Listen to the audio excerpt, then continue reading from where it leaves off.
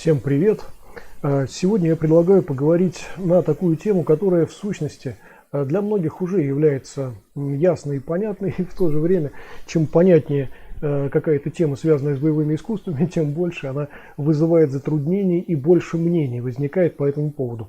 Ну, в частности, например, относительно недавно у нас с вами был стрим, посвященный классификации боевых искусств. Обратите внимание на ссылочку внизу в описании к этому видео. И я знаю, что существует целый ряд классификаций, которые не совпадают с той, которая приемлема на этом канале. Ну и, собственно, по совершенно объективным причинам это несовпадение существует. И очень часто так получается, что в какой-то классификации или в какой-то теории реальность отстоит достаточно далеко от этой самой теории. Ну и наоборот, теория создается на пустом месте, и классификация возникает оторванная совершенно от жизни там, и так далее. Да? Ну окей. И вот сегодня в связи с заявленной темой, с темой боевых искусств в СССР и несколько позже, мы с вами поговорим как раз о таких явлениях, которые так или иначе связаны и с классификацией боевых искусств. Мы, конечно, об этом говорили, возвращаться к этому не будем, но мы будем говорить о том, почему боевые искусства на сегодня такие, какими они являются на территории там, постсоветского пространства. Дмитрий Ли пишет: доброго дня и вам, доброго дня, рад вас видеть. Так вот, мы поговорим с вами, безусловно, о карате, о джит-кундо, о традиционных китайских боевых искусствах, вьетнамских, может быть, коснемся и так далее. Вот немножечко об этом, обо всем. Мы поговорим о том, каково было лицемерие бывшей власти при СССР. Просто я уверен, что немногие зрители этого канала застали СССР, как застал его я и многие другие люди, включая пионеров вообще боевого движения, пионеров боевого искусства, значит, на постсоветском пространстве, ну и так далее. Вот мы поговорим обо всем этом. Может быть, у кого-то возникнет правильное впечатление и о той стране, и о тех законах, запретах и так далее, и о том, к чему приводят такие запреты. Да? Мы с вами поговорим и о том, вообще благодаря чему и благодаря кому вот это боевое движение возникает на постсоветском пространстве, вернее, на советском тогда еще пространстве, и как оно, и почему оно именно таким образом развивается, каким вот сейчас вот развивается, да, уже на постсоветском пространстве. Мы поговорим и о первых жирных школах, таких жирных по-настоящему, да, и каких-то федерациях, которые возникали на территории всех этих стран, которые когда-то были одним государством, закрытым совершенно и локальным. И вот давайте, собственно говоря, с этого и начнем.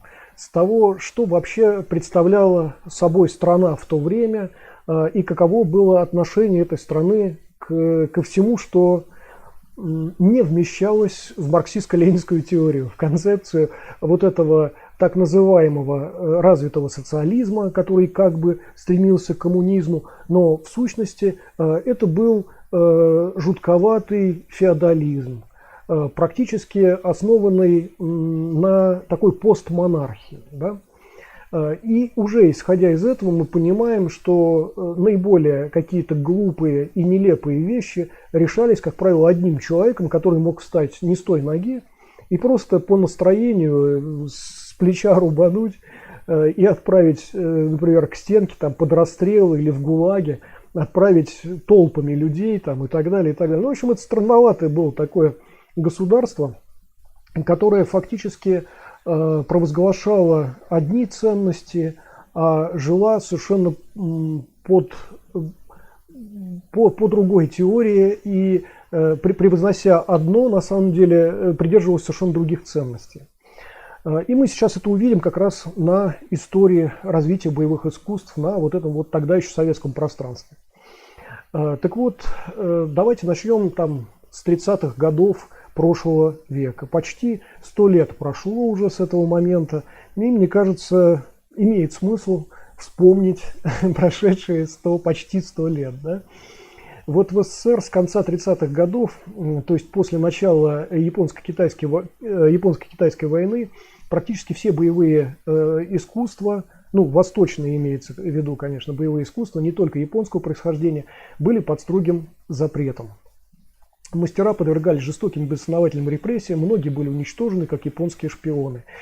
И, наверное, те, кто из вас обращался к каким-то фильмам или сериалам, в которых отражено то время, такое странное достаточно время, когда, с одной стороны, вот в 30-х годах появляются какие-то вроде бы возможности, да, а с другой стороны закрывается все, вот НЭП, значит, как бы фактически аннулируется, значит, вот этот вот всех сгоняют в колхозы крестьян, возникает опять вот это вот барщина и оброк, возникает практически вот это вот рабство еще дореволюционное, когда крепостные крестьяне не могли фактически ничего решать в своей жизни, не могли покинуть даже место своего проживания.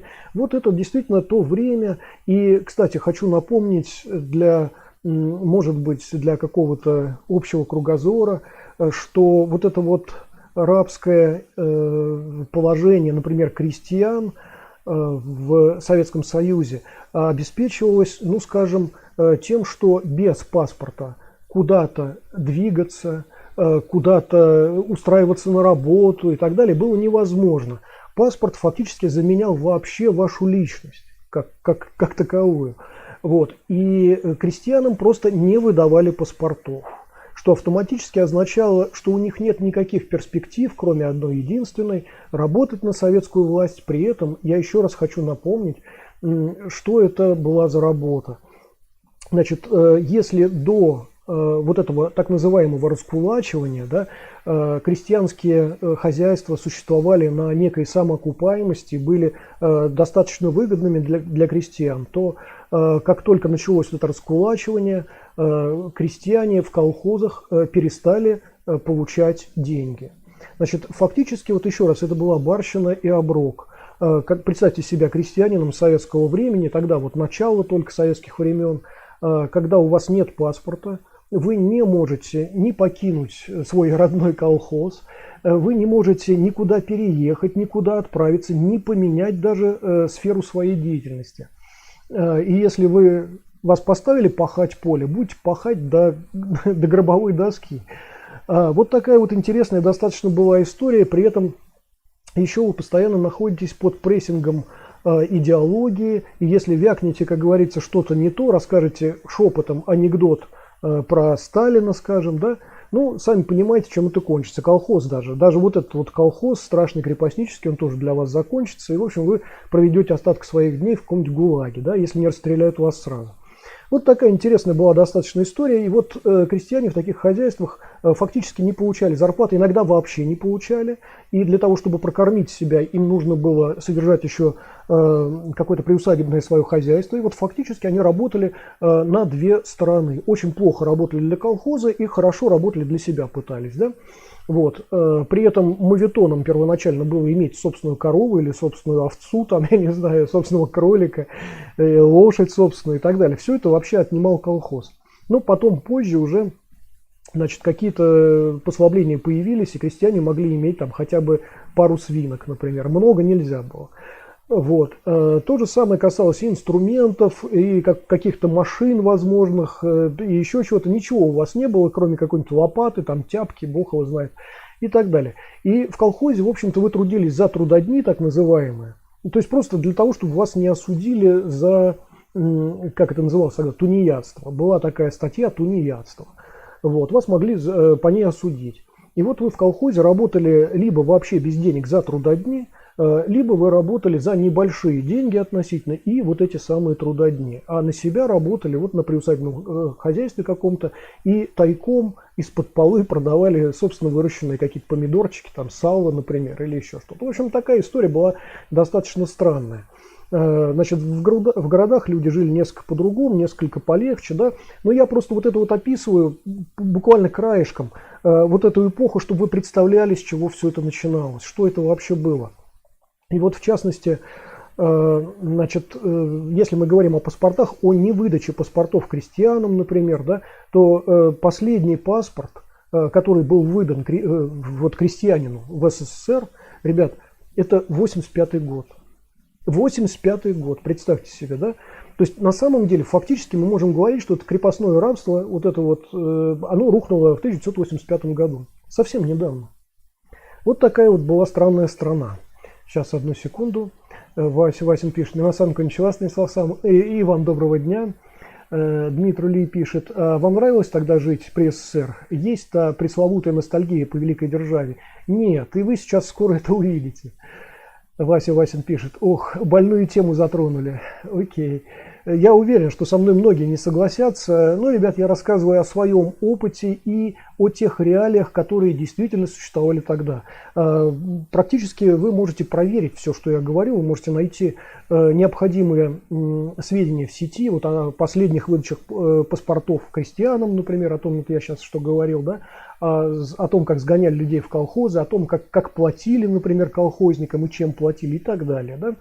Вот. Конечно, постепенно эта ситуация менялась, в том числе были достаточно неплохие колхозы уже к концу СССР, да, в которых люди, ну, не сказать, что жили здорово, но не жили впроголодь, конечно, да, такая вот история. Но в сущности, вот, когда мы говорим об СССР 30-х годов, это вот такая вот странная достаточно ситуация. При этом СССР 30-х годов это вот все еще время, когда можно отдельным гражданам покидать СССР, жить где-то там и так далее. Вот если помните, например, поэтов Серебряного века, например, такого поэта, как Владимир Маяковский, так вот он какое-то время относительно непродолжительное прожил в Соединенных Штатах, например, но потом вернулся. Все знают историю, наверное, Вертинского, который тоже жил во Франции как эмигрант, а потом не очень правильный выбор сделал, вернувшись сюда, и здесь уже просто в жутких условиях жил, в нищете, и, конечно, жалел о том, что вернулся,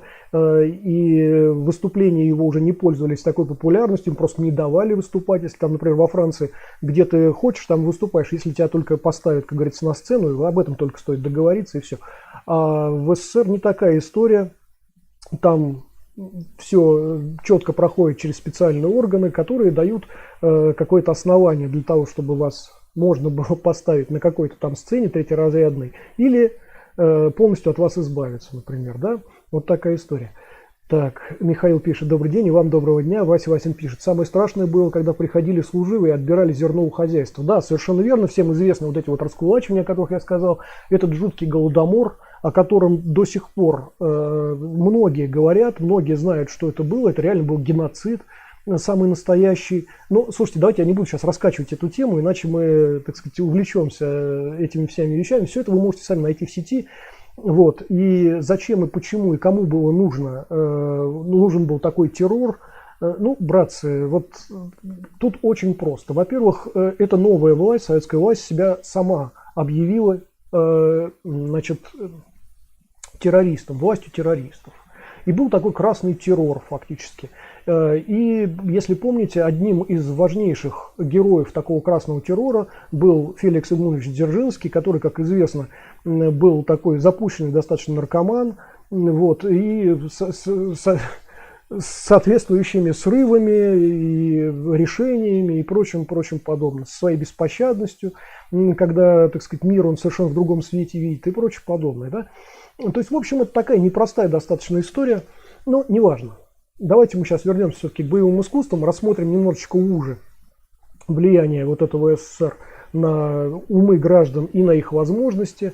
Еще раз просто напомню, СССР это была страна, в которой все решали за вас. И, к сожалению, на этой волне выросло несколько поколений, и фактически те поколения на постсоветском пространстве, наверное, во многих странах, не говорю во всех, которые там, так сказать, имеют сейчас какую-то автономию явную, там, свободное какое-то демократическое общество или не демократическое общество, а какое-то там до сих пор феодально-тоталитарное. Вот. Но Фактически в то время это была страна-диктатор, страна такая вот террорист именно, где несогласие с властью каралось достаточно жестоко, бессмысленно и жестоко. Именно тогда рождается, кстати, вот эта поговорка, значит, как же она... Жесткость закона компенсируется необязательностью его исполнения. И вот мы сейчас скоро это увидим на примере боевых искусств как раз, да?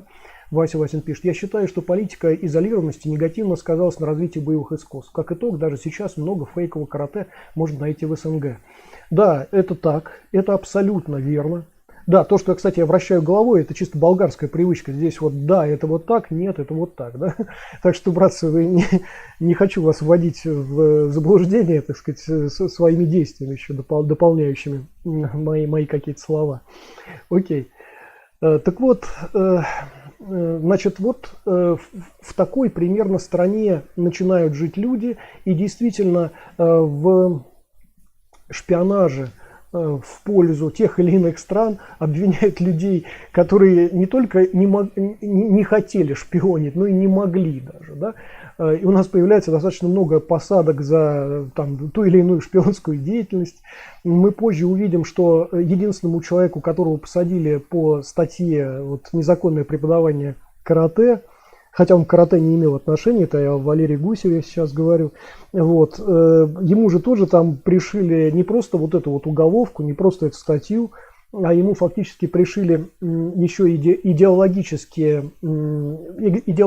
такие мотивы, типа он создавал некую общность для свержения существующего режима. Ну, то есть, ну, совсем уже, конечно, бред, но, ребят,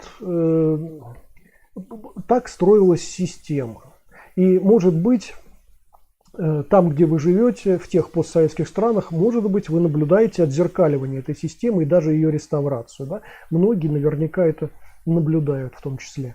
К сожалению, вот эта вот система оказалась достаточно живучей, она пожирала себя как уроборос, вот этот вот замкнутый такой вот, значит, символ вечности в виде такого змея, пожирающего свой собственный хвост. И да, Савдепия, она сама пожирала себя, сама уничтожала себя и именно за счет этого жила. И вот сейчас вот мы, как я уже сказал, в осколках отдельных этого постсоветского пространства мы наблюдаем примерно ту же историю, потому что зачастую в главе страны стоят люди именно из того времени, которые даже не представляют себе другой жизни. Да? Значит, Вася Васин пишет: по-моему, как раз Ощепкову, который занимался дзюдо, хоть и не совсем боевым искусством, предъявили обвинение в шпионаже в пользу Японии. Да, и знаете, вот как раз, давайте сейчас последовательно, хорошо, давайте я сразу отвлекусь уже. Мы пойдем по 30-м годам и дальше к нашему времени. Да? Так вот, значит, то, что людей, которые так или иначе хоть как-то соприкасались с любой восточной культурой какой-то, да, то, что их легко было обвинить в шпионаже в каком-то, это вот мы уже с вами хорошо знаем. И вот с 30-х годов и где-то до середины 60-х, до вот этой вот хрущевской оттепели, да, советские спортивные функционеры на международной арене занимались пропагандой превосходства самбо над любыми иными единоборствами. Вот здесь вот мы как раз вспоминаем Ощепкова, Харлампиева мы здесь вспоминаем и так далее. То есть фактически самбо оказался таким произвольным решением, более или менее подходящим советским функционерам, значит, в области, ну, около боевых хотя бы каких-то практик. Да? Вот такая история была. И самбо пыталась заместить все, что угодно.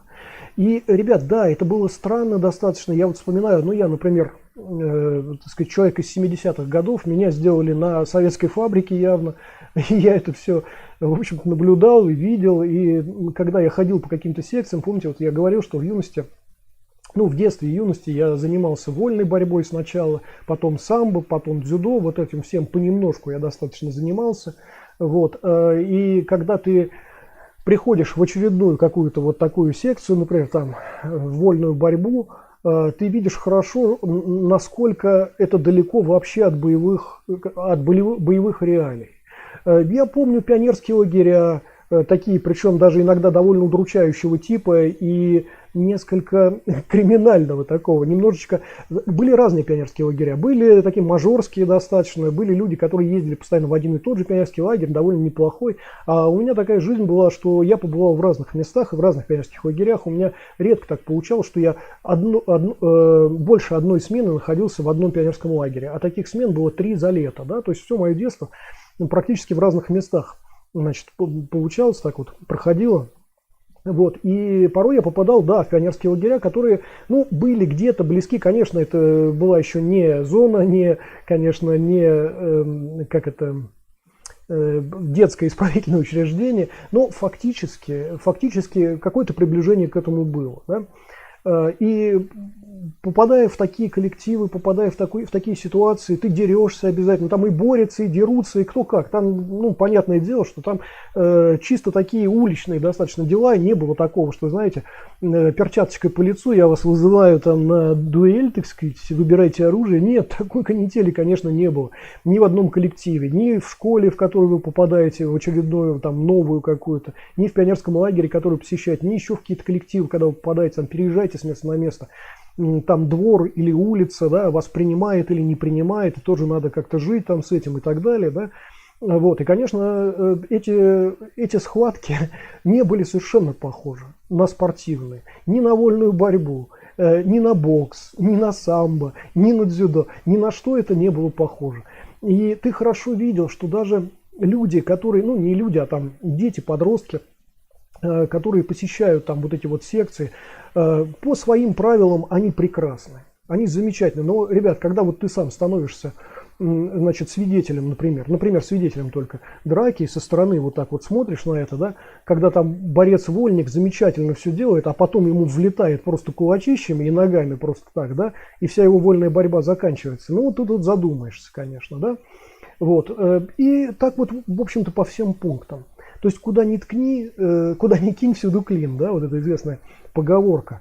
Вот такая вот история у нас продолжается где-то вот до 60-х годов. Я, правда, еще раз, я продукт 70-х годов, но фактически я вижу то же самое. В мое время просто появляется дзюдо еще. Причем дзюдо находится все еще под каким-то, знаете, странным контролем. Не то чтобы под запретом, но секций дзюдо очень мало, берут в них ограниченно, и попасть в такую секцию реально просто сложно. Если в самбо вы приходите, вас сразу берут, вообще нет вопросов. Да? Даже вот в Москве известная школа, вот эта вот самбо-70, да, многие, наверное, знают, да, то есть, в принципе, эта ситуация вполне разыгрывается. В бокс какой-то вы можете прийти, вас сразу возьмут тоже, ну, не будет проблем. По крайней мере, ну, я не знаю, вот я москвич, в Москве, например, с этим не было проблем, да, ни вольную борьбу, ни еще куда-то. А вот дзюдо уже сложно, то есть были какие-то искусственные ограничения вот на этой почве, да, вот, значит, и возвращаясь вот к теме 60-х годов, несколько до моего рождения, скажем, да, вот это вот современное карате, которое мы знаем вот на советском пространстве, оно закладывается именно где-то вот в это время.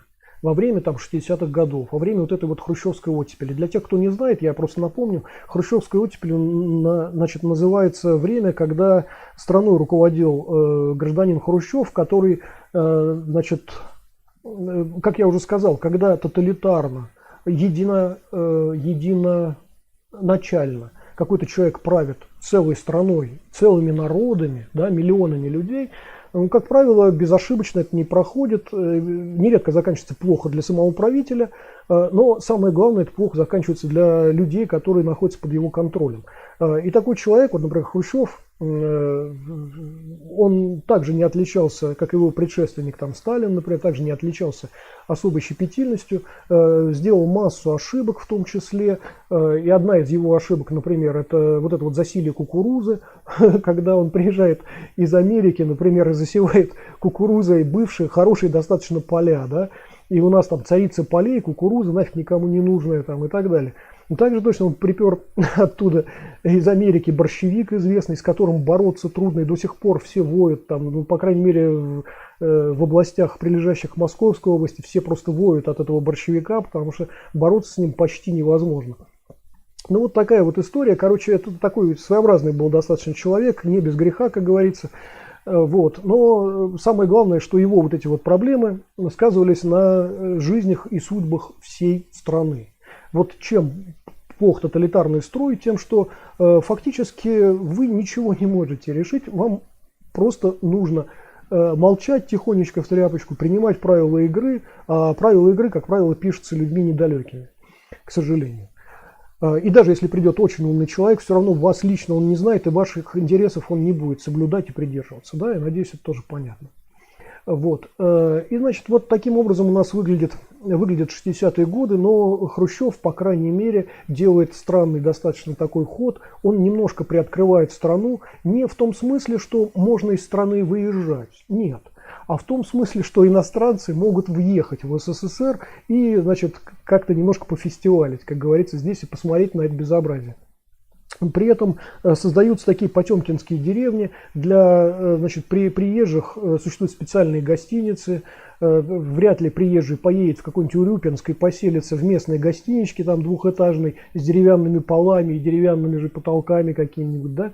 Вот, причем многоместный такой, значит, номер какой-нибудь будет, там, где человек 10, наверное, да, вот, портянки сушат.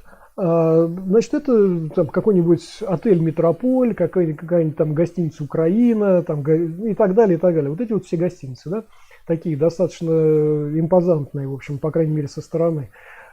И специально существуют магазины для иностранцев, и они сильно отличаются от магазинов для простых людей. Вот, но тем не менее Хрущев делает вот этот маленький первый шажок, за что это называется хрущевской оттепелью. Значит, появляется возможность чуть-чуть пообщаться с иностранцами. И в этот момент как раз вот где-то вот в 60-х годах у нас появляются какие-то странные очень браки.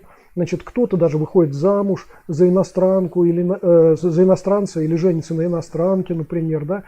Против этих браков, конечно, выступает и ГБ, и комсомольская, и партийная организация, и так далее. Рождаются люди такие вот, ну, дети от смешанных браков и так далее. То есть тогда вот такая странная очень история происходит. Сюда попадает музыка, сюда попадает Элвис Пресли, сюда попадает Битлз, там, например, да. Сюда попадает какая-то мода, сильно перелопаченная уже на территории СССР. Вот кто смотрел этот достаточно такой, ну, по-своему интересный фильм «Стиляги», да, вот обратили внимание, наверное, на то, что, например, происходило на территории СССР и как это сильно отличалось в сущности от других стран, да. Одну секунду. Вася Васин пишет: я рад, что здесь в Японии не было такого, и поэтому многие традиции боевых искусств сохранились. Да и найти нормального инструктора проще, конечно, конечно. Вот. Иными словами, вот к 60-м годам чуть-чуть совсем немножечко меняется страна, но потом она снова закрывается, Хрущева сменяет неожиданный Брежнев, и в конечном итоге он у нас властвует достаточно долго. Это самый долгий из генсеков. Вот. И, значит, к 70-м годам история немножечко меняется. И вот во время хрущевской вот этой оттепели, улучшения международных отношений, в 1972 году, после того, как было легализовано дзюдо, вот о чем я сейчас вам сообщил, да, оно было условно легализовано, еще раз, значит, как было сказано выше, и была создана Федерация дзюдо СССР. С этого момента уже предпринимались некие попытки организовать кружки и секции по занятиям карате. Это называлось кружками и секциями. Ребят, кружки. Хорошо, не квадратиками и треугольничками это было названо, это кружки были такие какие-то. Вот. И, значит, это носило достаточно локальный характер. И они, в общем, существовали в таком полулегальном режиме. Пользуясь внешним сходством униформы, ну вот, кимоно так называемое, кайкоги вообще это называется, да? Ну, пусть кимоно, бог с ним. Вот, пользуясь этим внешним сходством, эти секции, значит, маскировались под дзюдоистов. И помните, я вам рассказывал вот эту вот историю, когда в какой-то момент я тоже попадаю в кружок, в секцию, значит, карате, стакан, где тоже все в белых кимоно, там вот в этих, кстати, это было трудно очень достать, покупали дзюдоистские кимоно, но их было очень трудно где-то найти и купить, ребят. Вот такая история, это был тоже дефицит, и некоторые люди сами себе шили такие кимоно, вот, из не пойми чего, и пояса себе сами шили и так далее. Поясов цветных вообще было не найти. значит, и перекрашивали там ткани, да, чтобы сделать это все. Вообще смешная, ребята, история была, конечно, это все. Так вот, я попадаю в эту секцию, ну, для расширения кругозора, для практики, просто я уже тогда занимался традиционными китайскими боевыми искусствами. Я попадаю в эту секцию, она достаточно обширная, там человек 50, наверное, или 60 занимается. При этом практически все представители МВД. То есть уже в момент запрета, это вот позже мы будем говорить о запрете на вот эти вот практики, уже в момент запрета все равно сами же МВДшники, которые как бы блюстителями порядка являются, они сами, значит, вот это вот карате занимаются им, преподают его и так далее. Почему, кстати, и как это получалось, мы немножко позже с вами тоже поговорим. И вот они тоже, эти люди, эти каратеки, они камуфлировались под дзюдоистов. Вот тоже такая была история. То есть я это наблюдал буквально своими глазами. Для меня это не просто там басенки какие-то или мифы расхожие, а это вот то, что я сам видел. Да? Вот. И...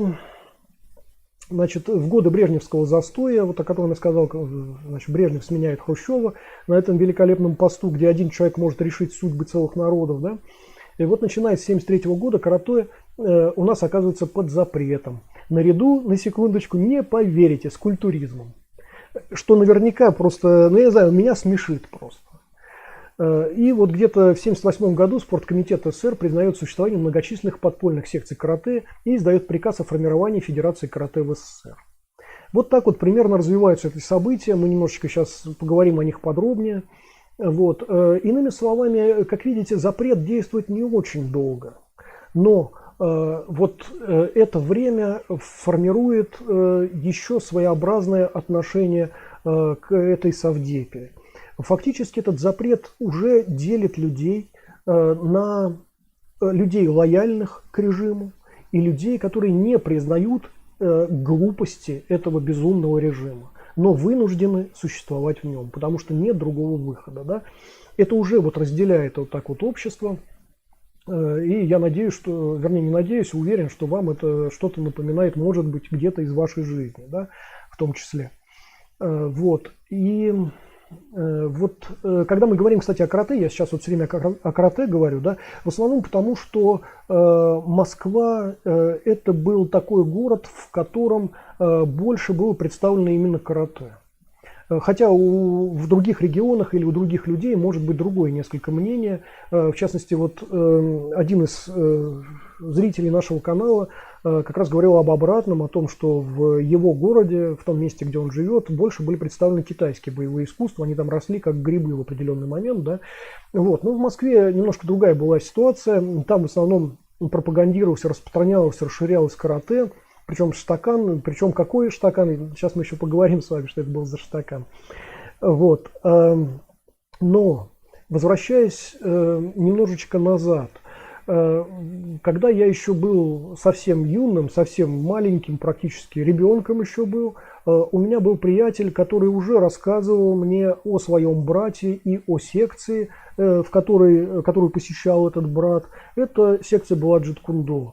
И в этом смысле большой вопрос, что вообще попадает раньше на вот это вот советское пространство, по крайней мере в Москву, что раньше попадает. У меня до сих пор есть предположение отдельное, что может быть джит-кундо сюда попадает куда раньше, чем карате. Но опять я не уверен в этом. И джит-кундо, оно появляется как такая звездочка, которая вскоре гаснет. И на какое-то время джит-кундо вообще уходит в подполье. Если какие-то подпольные залы карате еще можно найти, в них еще можно попытаться влиться как-то через там разные боковые какие-то знакомства, через потайные двери какие-то, то вот клубов джит-кундо уже практически не найти, за, может быть, редким исключением. Так, одну секунду. Вася Васин пишет, интересно узнать, как китайские боевые искусства попали в СССР. Вот мы сейчас как раз к этому подходим постепенно. Значит, давайте будем последовательны. Мы сейчас обязательно эту тему обсудим, но давайте сейчас пока более-менее последовательно будем, значит, об этом обо всем говорить. Либерализация отношения к карате в СССР была во многом связана с олимпийскими перспективами этого вида спорта.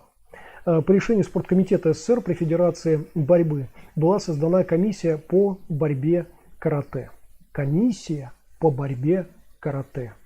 Удивительная трактовка, удивительное название, наверняка смешащее вас сейчас. Но вот такой был странный, местами даже смешной режим, значит, в котором приходилось жить людям. И позднее вот эта вот комиссия по борьбе карате была преобразована в Федерацию карате СССР. Осенью 1978 года в СССР прибыла японская делегация во главе с генеральным секретарем World Union of Karate-Do Organizations Эйти Эригути.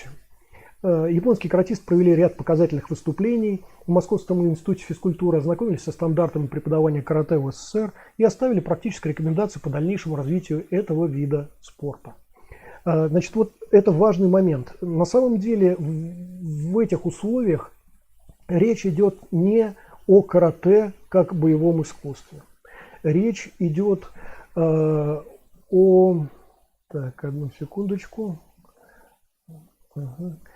Речь идет о карате. Сейчас, секунду. Да, это я вот все блокирую некоего человека, который пришел что-то рекламировать. Речь идет о спортивном карате. Речь идет о спорте. И фактически спорткомитет советский тогда рассматривает карате как возможность каким-то образом быть представленному Советскому Союзу на вот олимпийской какой-то международной арене. Дело в том, что не имея возможности сражаться со своими придуманными врагами за пределами СССР, этот самый СССР пытается с ними сражаться, например, в условиях спорта.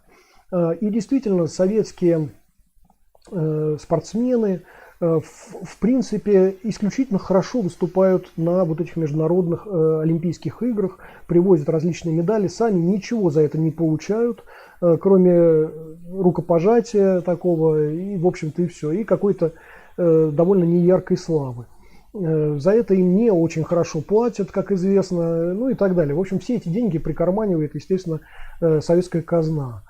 Вот. Но сам СССР все-таки стремится к какой-то гегемонии на международной арене и не остается практически ничего, кроме спорта.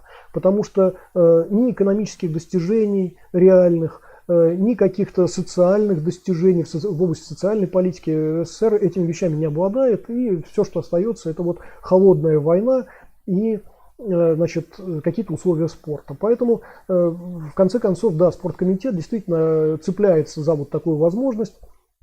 И, значит, уже более обоснованно, более, так сказать, легально возникает вот это вот движение карате. Движение преподавания карате. В частности, вот в 1978 году был организован Всесоюзный центр подготовки инструкторов карате, известный как Центральная школа карате на базе спортивного клуба «Фрунзенец». Значит, многие, может быть, слышали об этом, да? Ну, а кто не слышал, кто родился гораздо позже, ну вот сейчас вы хотя бы услышали, как это все развивалось и какие странные названия имели вот эти организации, которые были тоже находились под прессингом идеологии, под диктатурой вот этих вот немногих людей, которые управляли многими там и так далее, да? Значит, в итоге вот стали проводиться организационные мероприятия по налаживанию постоянных контактов с региональными отделениями в РСФСР и республиках. Да? В конце 1978 года в Москве состоялось учредительное собрание, куда съехались представители школ карате из полусотни советских городов. Была создана Федерация карате СССР, вице-президентом которой был избран Алексей Штурмин, небезызвестный. Да? Все наверняка слышали это имя. Кстати, сегодня мы с вами будем вспоминать ряд известных имен, но я хочу заметить, что еще больше имен у нас останется за кадром. Да? И по каким причинам мы тоже попозже с вами поговорим. Значит, и вот Алексей Штурмин, руководитель Центральной школы карате, значит, сотрудничал с представителями японской стороны, велись переговоры о вступлении Федерации карате СССР в состав ВУКО, вот этой вот федерации международной, да. Началась подготовка единых правил соревнований по ката и полуконтактным соревнованиям. Первые матчевые встречи были назначены на вторую половину 1979 года. И вот во второй половине 1979 были проведены первые официальные соревнования по карате, официально имевшие статус первенства Москвы. Вот такая вот история. Значит, каким образом они проводились? Ребят, вы сами можете найти, мне YouTube запретит использовать вот эти вот видео, потому что предъявят на них сразу права. Если хотите, вы легко найдете какие-то съемки, значит, связанные с этим первым чемпионатом. Достаточно много искренности у этих людей, и все равно очень мало, конечно, все равно техники, да. Все это в полуконтакте, как уже было сказано, и плюс ката, значит, демонстрация, да. То есть, в общем, это такое, ну, по-своему, вот на сегодняшний день это достаточно безобидное мероприятие, которое, в сущности, если бы сейчас было проведено и в таком именно формате, мы бы восприняли как исключительно спортивное, не имеющее никакого отношения вообще к боевым практикам, да. Ну, по тем временам, на фоне известного нам бокса, самбо и там вольной классической борьбы, это был фурор. Да? Впервые люди обратили внимание на то, что, посмотрите, можно, во-первых, сражаться по каким-то более свободным правилам. Посмотрите, оказывается, можно ногами бить, и это не запрещено, да, никак. Посмотрите, оказывается, можно вот так действовать, можно вот так действовать. То есть совершенно другие условия уже, да. И вот это первенство наряду с уже появляющимися в Совдепе видеомагнитофонами, откуда они появляются, я скажу обязательно, вместе с, значит, фильмами на VHS, фильмами, значит, Джеки Чана, фильмами Брюса Ли и так далее, вот это вот про любовь и кунг-фу. Значит, все это формирует определенный фон и такой флер даже таинственности, желание этим заниматься. И очень многие люди вливаются в это движение. И, значит, даже на самом низком уровне, на уровне вот просто отдельного зала, этот зал могут посещать просто сотни людей. Сегодня трудно себе представить, что кто-то из учителей имеет в своем составе там 200 учеников, ну, в составе этого клуба, например, или 300 учеников, да, и все эти тренировки ведет, например, этот один учитель. Сейчас трудно это себе представить. А тогда это совершенно нормально, когда на одной тренировке присутствует там 50-60 человек, например, да, даже до 100 человек, если зал позволяет. В общем, такие вот интересные истории. И я тоже хорошо помню это время. В 79 году и там вот в 80-м я еще, так сказать, ну еще ребенок фактически, да, там едва там подростковый какой-то возраст приближается, я еще ребенок, и я вижу вот это происходящее на моих глазах, да, я вижу школьные залы спортивные, которые заполняются какими-то людьми, кстати, довольно неприятными, что интересно. То есть во главе такого клуба действительно может стоять достаточно достойный человек, достаточно тактичный и этически не выходящий за пределы этических каких-то норм.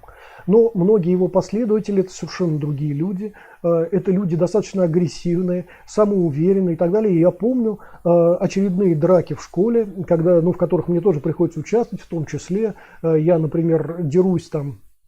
Один из эпизодов, когда я, так получается, там, слово за слово, как говорится, да, вот, и с целой группой каратек, ребят не моего возраста, а на год старше, ну, год в школе, год старше, да, вы знаете, что, значит, это достаточно большое преимущество, там, и по росту, и по комплекции, и прочее. Вот, и в конце концов мне приходится драться, правда, слава богу, не со всеми с ними, а только с одним их представителем. И, кстати, достаточно неплохо, потому что он в итоге там в нокауте оказывается, при том, что я, как вы знаете, не занимался вот такими вещами еще тогда. Я тогда занимался в этот момент конкретно, я занимался только самбо.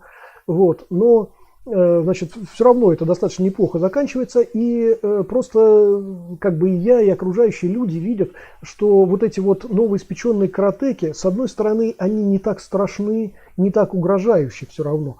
Они очень агрессивны, они очень самоуверены, как было сказано, но они не представляют еще серьезной угрозы, потому что вот эти вот кружки и секции, они все еще такие голые, все еще не оформленные как следует. Преподавание там ведется все-таки на достаточно низком уровне. Как вот было сказано, например, про первый вот этот московский чемпионат, все-таки там он тоже проводился на очень низком уровне техническом.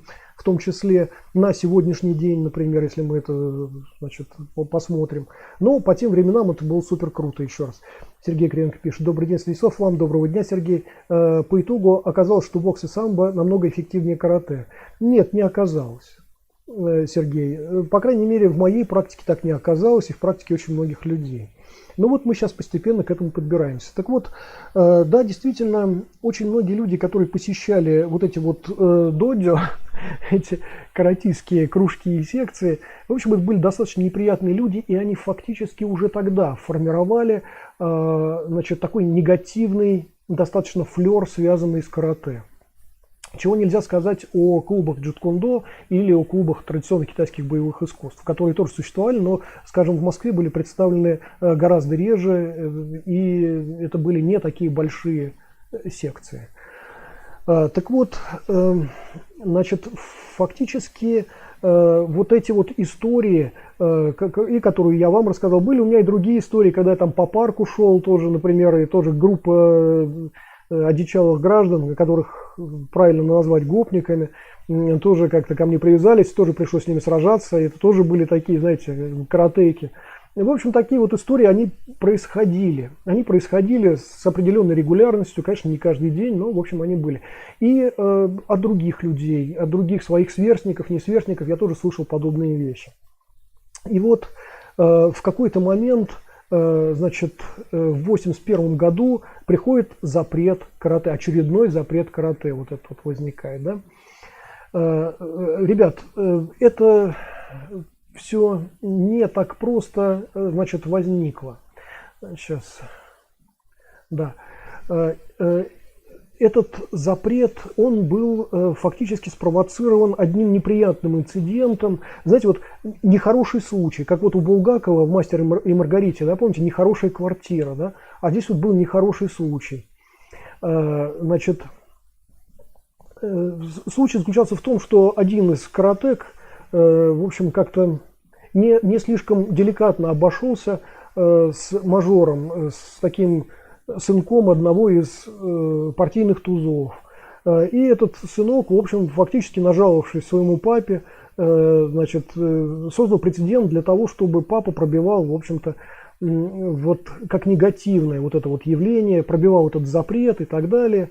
Вот. Ну, мы сейчас к этому еще подойдем. А до этого немного у нас возникает некий даже день карате. Может быть, кто-то слышал об этом, может быть, не слышал, да? День карате в СССР стали отмечать в Москве в неофициальном режиме, ежегодно в последнее воскресенье июня.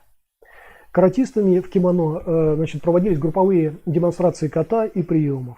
Был поднят вопрос о принятии Федерации карате СССР в Европейский союз карате для участия советских спортсменов в чемпионатах Европы и мира. В 1981 году был проведен первый чемпионат СССР по карате, при этом сохранялась сильная позиция по отношению к карате со стороны властных органов. И вот эта вот сильная позиция, это довольно такая странная была история. И мы сейчас посмотрим на нее с двух разных сторон. И это вам даст представление о том, почему сегодня мы имеем боевые искусства на постсоветском пространстве такими, какими имеем. Здесь сыграл большую роль, в том числе и вот этот вот диктат со стороны властных органов каких-то, да, и органов правопорядка. Вот. Из-за отсутствия в то время инвентаря и безопасной экипировки проведение спортивных мероприятий отличалось высоким травматизмом, чем не преминули воспользоваться власти. На протяжении 80-82 года в советской прессе по указке властей проходила кампания травли с требованием запрета карате, чтобы сфабриковать видимость обеспокоенности населения и общественной поддержки подготавливаемого запрета. Вскоре последовали карательные мероприятия. При этом никаких исключений для ката и неконтактных соревнований сделано не было. Запрещалось, как обычно, все подряд. И вот почему это происходило, вот как раз в итоге вот эта вот неуправляемость очень многих представителей карате сыграла именно такую негативную роль, и столкновение, неминуемое столкновение с каким-нибудь из мажоров все равно бы привело к подобному запрету. И фактически вот этот запрет действительно, значит, был принят 10 ноября 1981 года. Президиум Верховного Совета РСФСР принял два указа. об административной ответственности за нарушение правил обучения карате и о внесении изменений и дополнений в Уголовный кодекс РСФСР. Статья 219. Незаконное обучение карате. Это там 219 прим. Вообще это относилось к использованию оружия, да? И там же, значит, 219 прим, это вот незаконное обучение карате туда было внесено. Почему так сделали, бог его знает. В общем, не будем доводить эту муть до сознания, потому что такой мути в советское время было много. Вот. И незаконное обучение карате, ну вот эта вот статья, она гласила: нарушение установленных правил открытия секций спортивного карате или набора в них граждан, либо обучение в секциях приемам, запрещенным спортивными правилами, а также самовольное, без разрешения соответствующих органов, обучение приемам карате, совершенное после применения административного взыскания за такие же нарушения, наказывается лишением свободы на срок до 2 лет или штрафом до 500 рублей. Ребят, 500 рублей это много. Тогда средняя зарплата это в районе 200 рублей было. То есть 2,5 зарплаты это большой штраф. Да? Те же действия, совершенные лицом ранее судимым за незаконное обучение карате, либо связанные с получением материальной выгоды в значительных размерах, наказываются лишением свободы на срок до 5 лет с конфискацией имущества или без таковой. По факту уголовная ответственность за обучение карате наступила в 1982 году.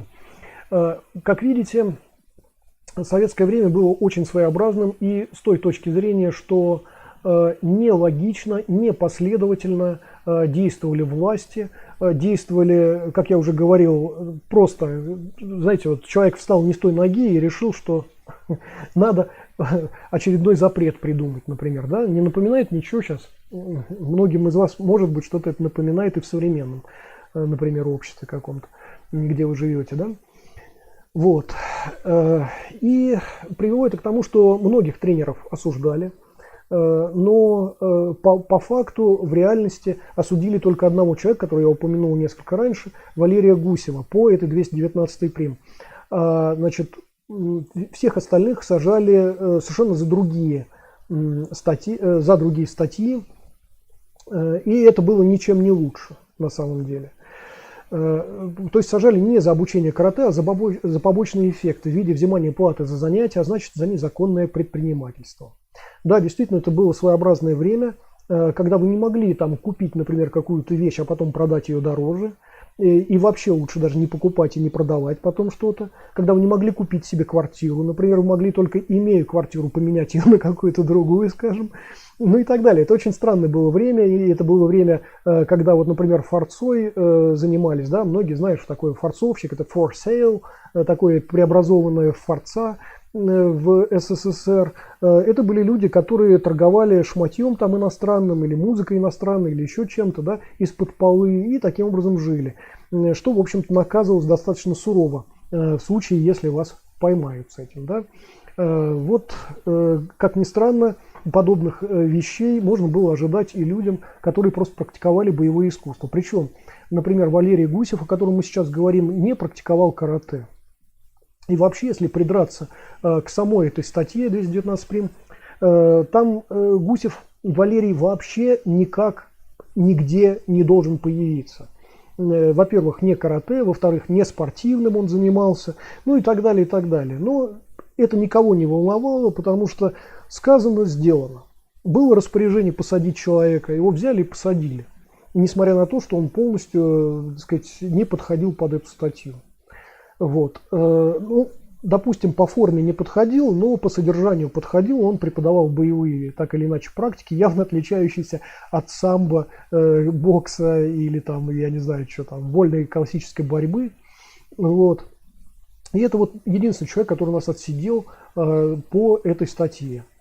Суду были представлены 3 вида экспертиз. Ребят, это вообще волшебно. Спортивно-техническая экспертиза, баллистическая, на секундочку, и идеологическая.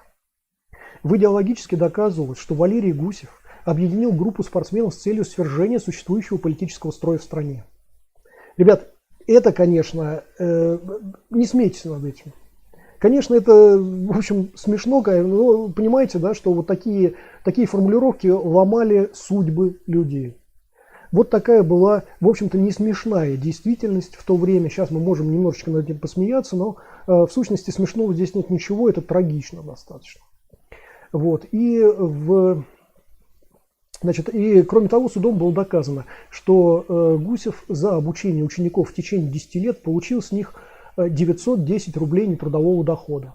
То есть 7 рублей 53 копейки в месяц. Я еще раз напомню, что средняя зарплата в то время была где-то около 200 рублей. Около 200 рублей. То есть вот эта сумма меньше 5%. Там 4%, наверное, от какой-то трудовой, реальной какой-то деятельности. Да? Можете себе представить, каким образом посчитали, что это какой-то вот нетрудовой доход, за который реально можно посадить. Но, видимо, как раз благодаря тому, что общая сумма достигла 910 рублей за продолжительное время, за 10 лет. Да?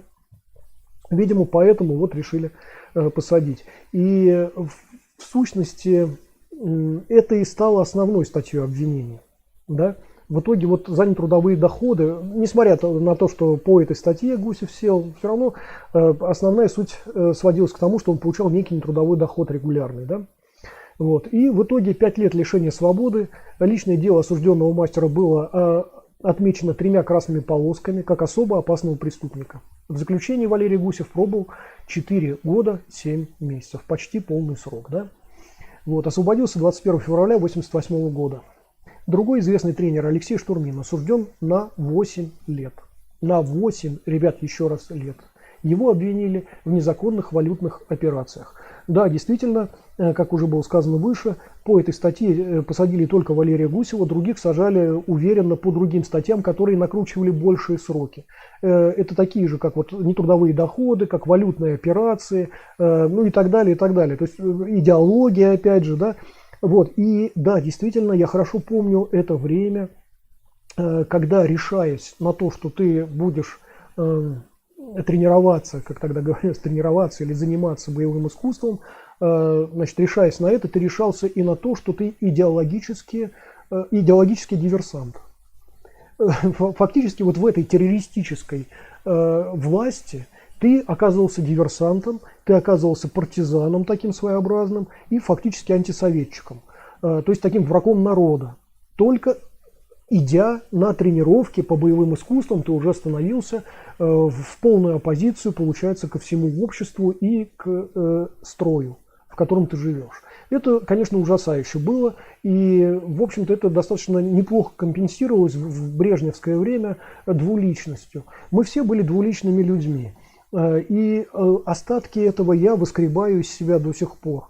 Вот помните известную песню Егора Летова «Убей в себе государство». Да? Вот у него есть такой припев в одной из песен «Убей в себе государство».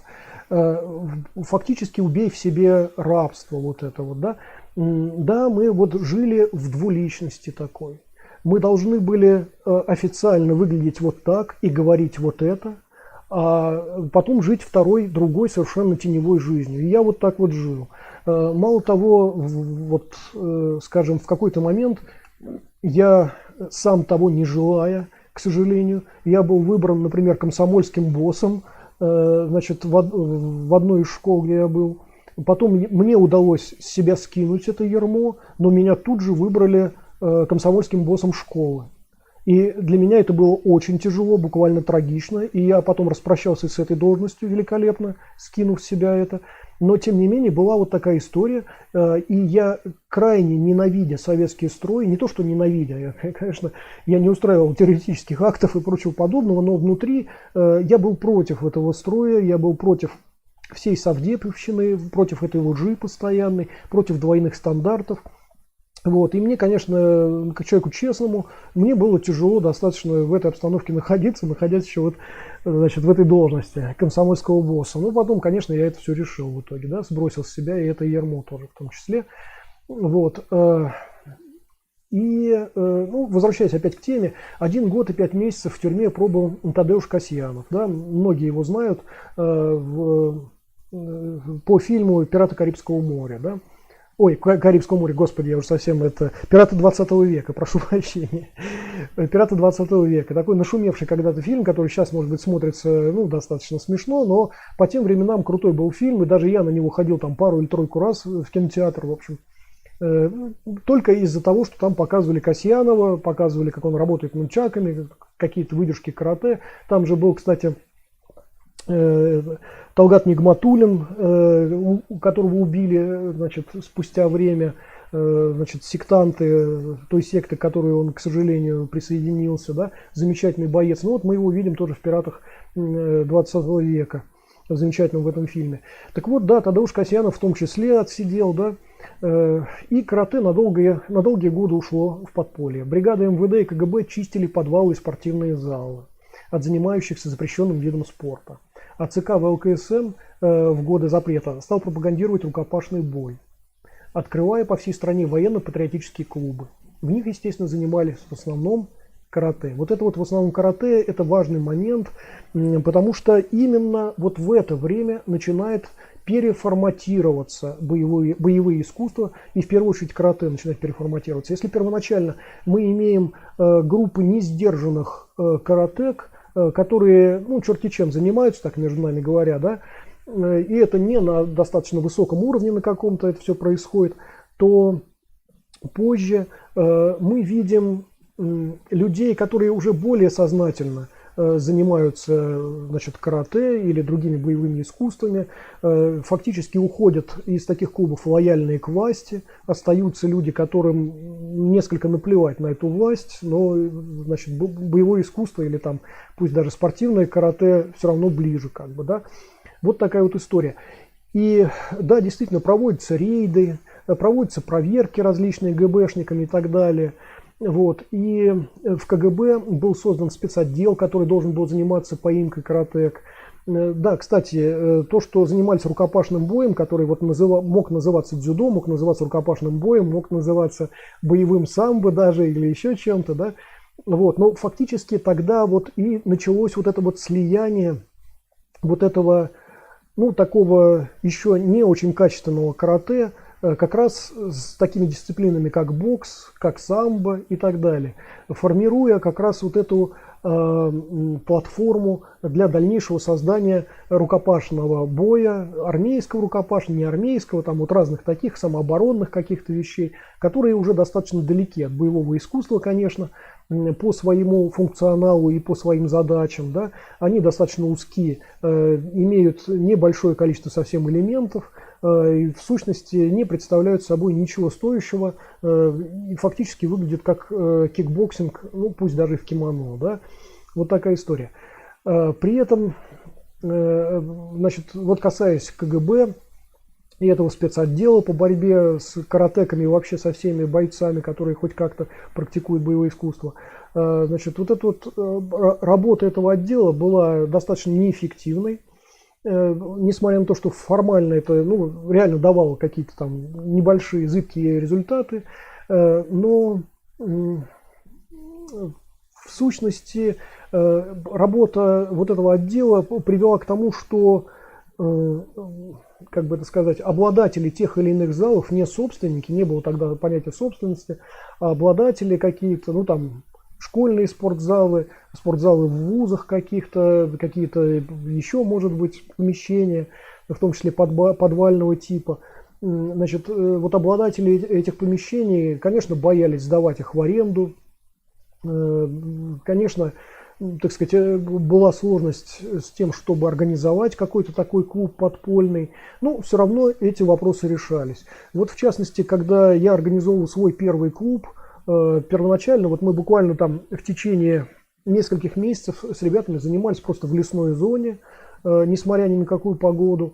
А позже один из приятелей просто подкинул мне ключи, имеющиеся у него от, значит, подвала в одном доме, неподалеку от моего дома буквально. Мне надо было всего лишь перейти там через дорогу, и я вот фактически в этом зале. И в этот зал мы набили очень много людей, у меня был достаточно большой клуб первый, потому что спрос был достаточно большой. Вот. И, в общем, как вы понимаете, решения находились все равно. То есть, так или иначе, где-то возникали возможности для того, чтобы значит, появлялись какие-то вот такие подпольные клубы. Мой первый клуб тоже, да, был подпольный, естественно. Как и я посещал, собственно, подпольный клуб у своего учителя, да. Богдан пишет: здравствуй, Станислав, рад тебя видеть. Привет, Богдан, я тебя тоже рад видеть. Вот, значит, на самом деле вот эта вот история с тем, что люди не только по подвалам, но и по зеленым зонам как-то скрывались, там практиковали, или по квартирам. Кстати, как ни странно, были и квартирные залы, такие небольшие, где организовывалось вот это вот преподавание. Это тоже происходило, там надо быть уверенным в соседях, в том, что они там не стуканут лишний раз и так далее, камуфлировать это под что-то, под приятельские какие-то посиделки надо было и так далее, но все равно это решалось так или иначе. Насколько я знаю, даже в фойе школ каких-то, порой даже в темноте, вечерами в темноте, не включая света, да, проводились такие тренировки, в общем, что добавляло только таинственного флера такого этому всему. Вот, значит... Ну и, как уже было сказано, камуфлировалось еще и название. Да? Иногда это были секции как бы дзюдо, как бы самбо, как бы рукопашного боя, как бы еще чего-то, бог его знает, как бы чего. Вот. Но дело в том, что вот эти вот братцы из ГБ, из КГБ, еще раз, Комитет государственной безопасности, который боролся в том числе с подпольными вот такими тренировками, значит, не всегда он работал эффективно, эта вот комиссия работала не всегда эффективно, еще и потому, что ГБшники сами были фанатами карате и вообще фанатами боевых искусств.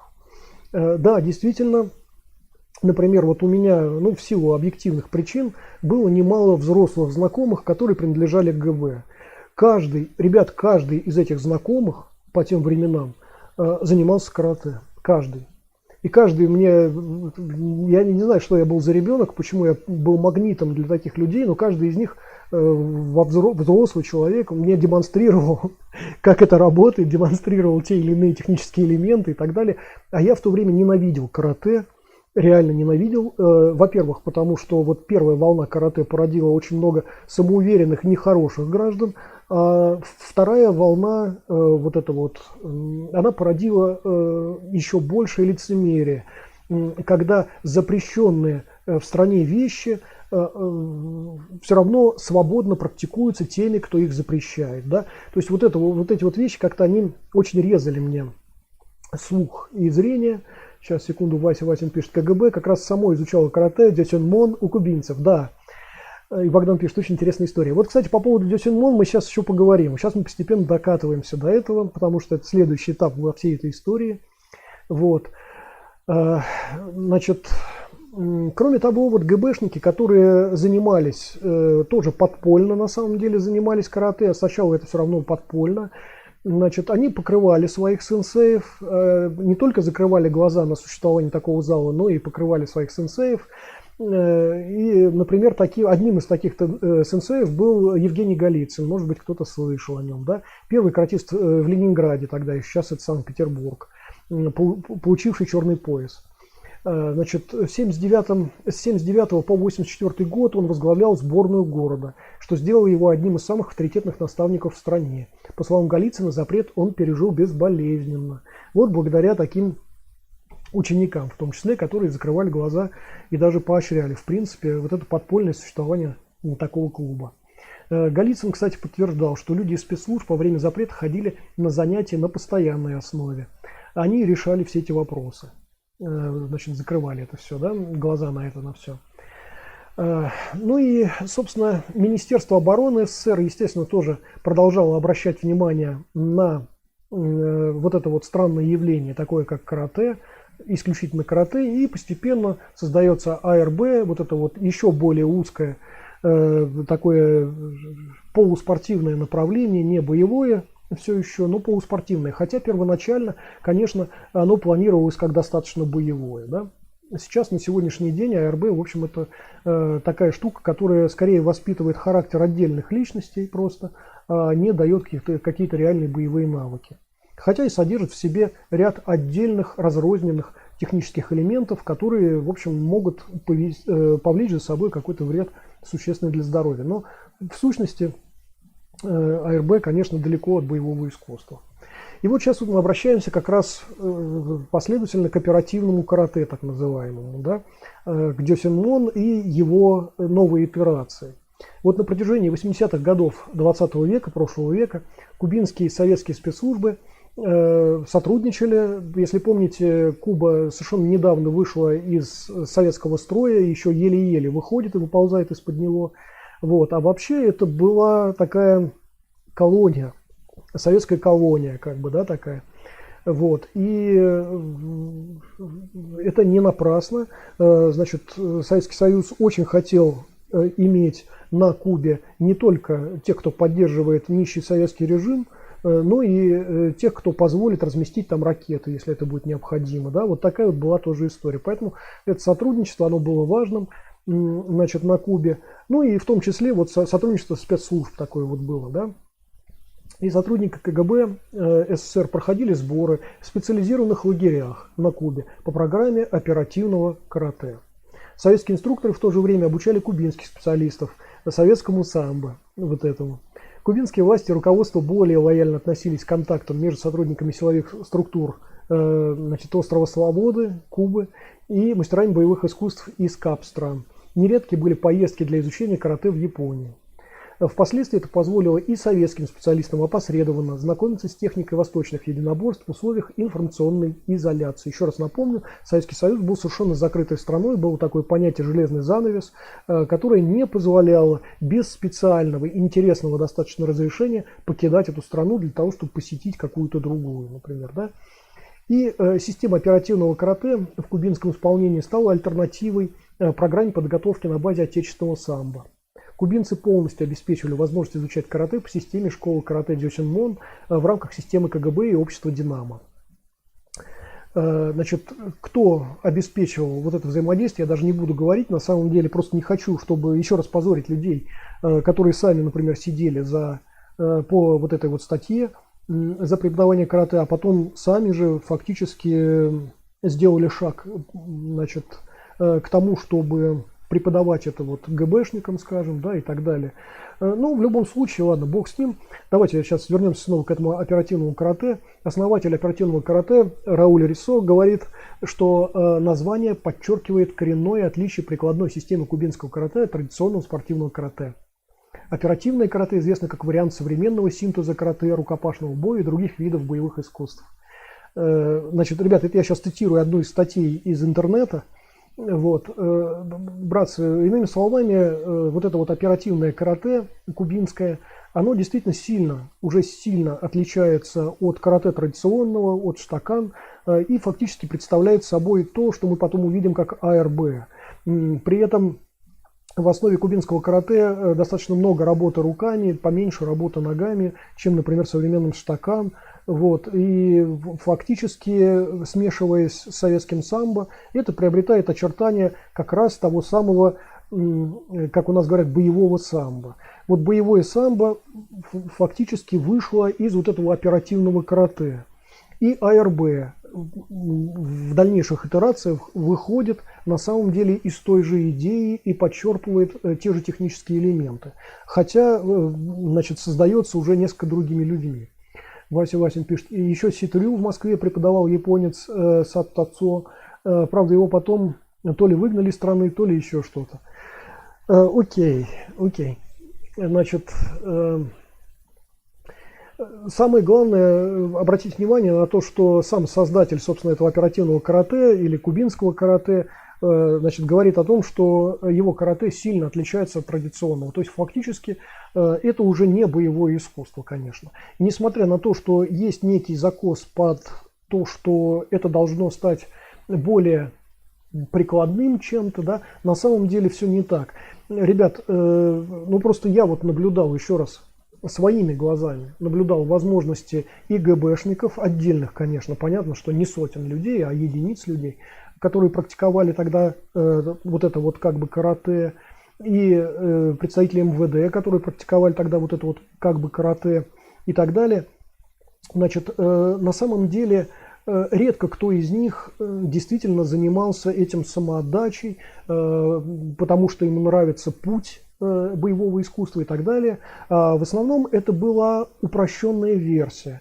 Упрощенная версия для людей ленивых. Ленивых с точки зрения того, что это люди, которые не привыкли над собой работать. Это люди, которые привыкли получать что-то уже готовое, и именно уже поэтому они являются достаточно ленивыми. Я, ребят, не против лени. Хорошая человеческая лень в должном количестве – это прекрасно, я считаю. И она даже двигает прогресс в определенном смысле. Но когда это касается твоего совершенствования, лень тут скорее неуместна.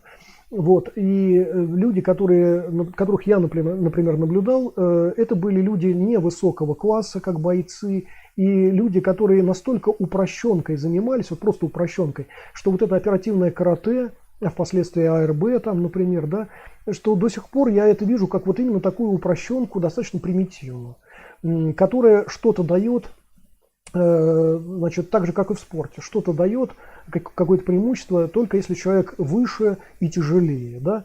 То есть это говорит о том, что это не боевое искусство. Боевое искусство направлено на то, чтобы вы побеждали при любых обстоятельствах. Да? Значит, так же, как вот картежники, например. Да? Если это разводило, катало, он побеждает при любых обстоятельствах, что бы вы ни делали. Это и есть в определенном смысле мастерство. Вот в боевых искусствах такая же история. Если что-то зависит от массы, от вашей или ваших противников, от там, роста, от какой-то кондиции, значит, вы не занимаетесь боевым искусством, да, очевидно.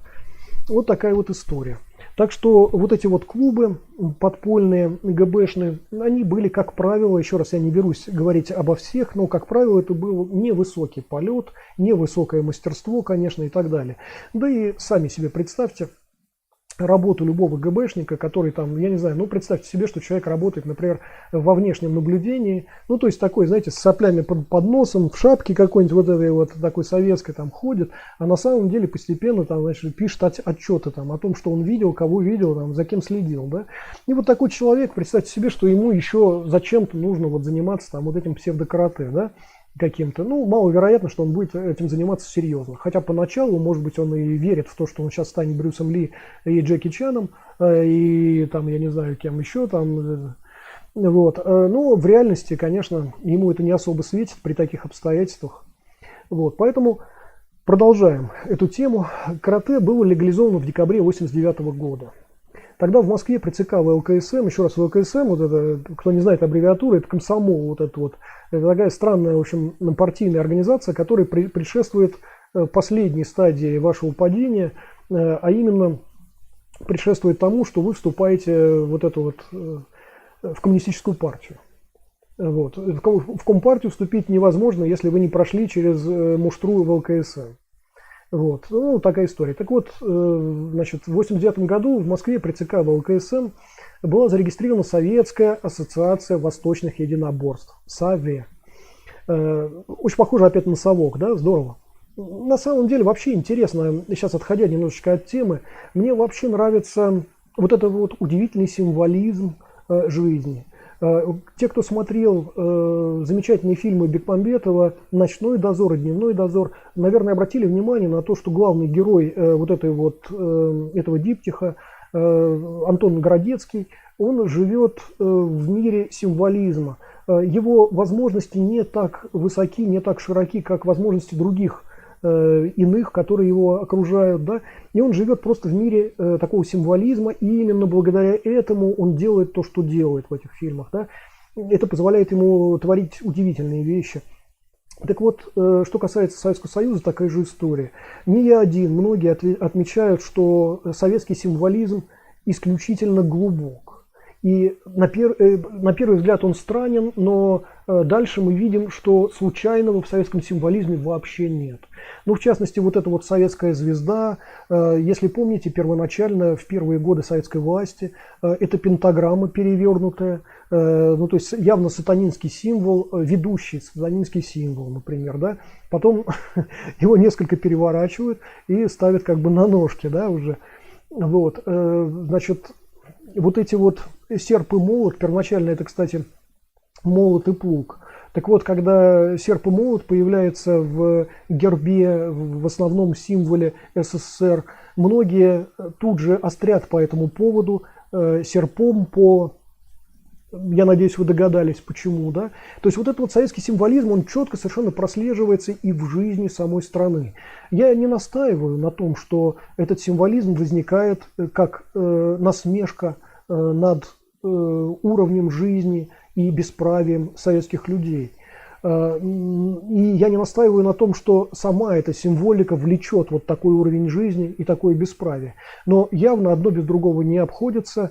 И вот эта вот символика, она продолжает существовать. Извините за то, что я отхожу немножечко от основной темы, но, может быть, это даже неплохо. Мы немножечко сейчас можем поговорить чуть-чуть на другую тему.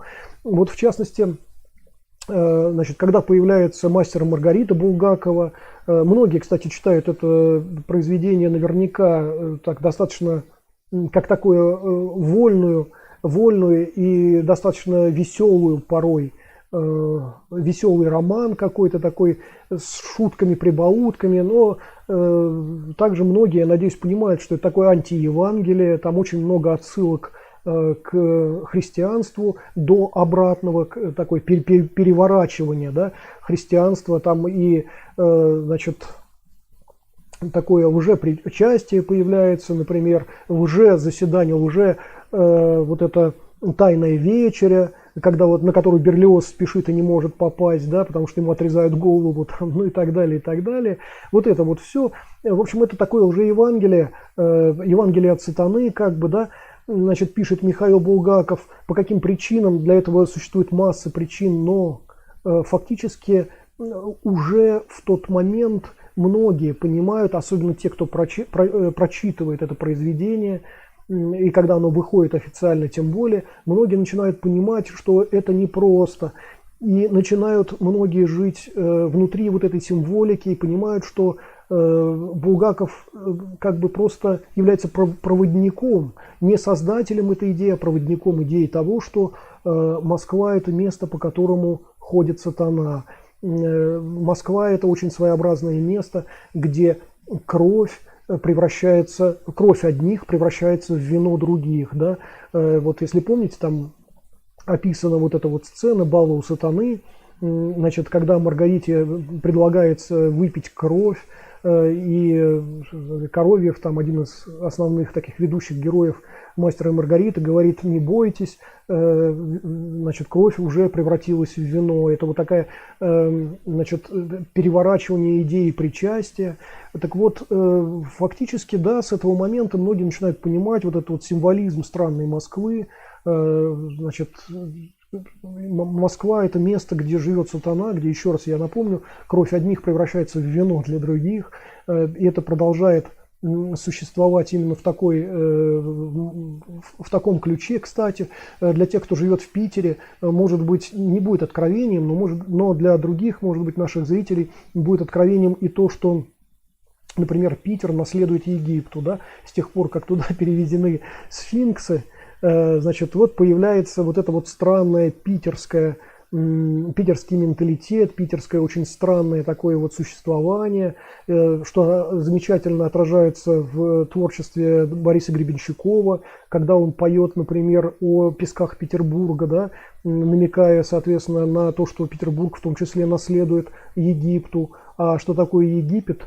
Можете обратиться к Библии, например, и прочесть, что там называется Египтом, да. А Москва, если знаете, наследует Риму косвенно, да, через Византию. И вот многие слышали наверняка эту фразу «Москва – Третий Рим», да, и четвертому не бывать. И для тех, кому интересно, что это значит, обратитесь к истории Византии, Константинополя, к его гибели, к его захвату. Константинополь, если знаете, сегодня это Стамбул. Вот, и гибели Рима, как он погиб, благодаря чему. На самом деле оба эти государства, и Рим как держава, а не как отдельный город, и Византия погибли благодаря так называемой верхушке и элите.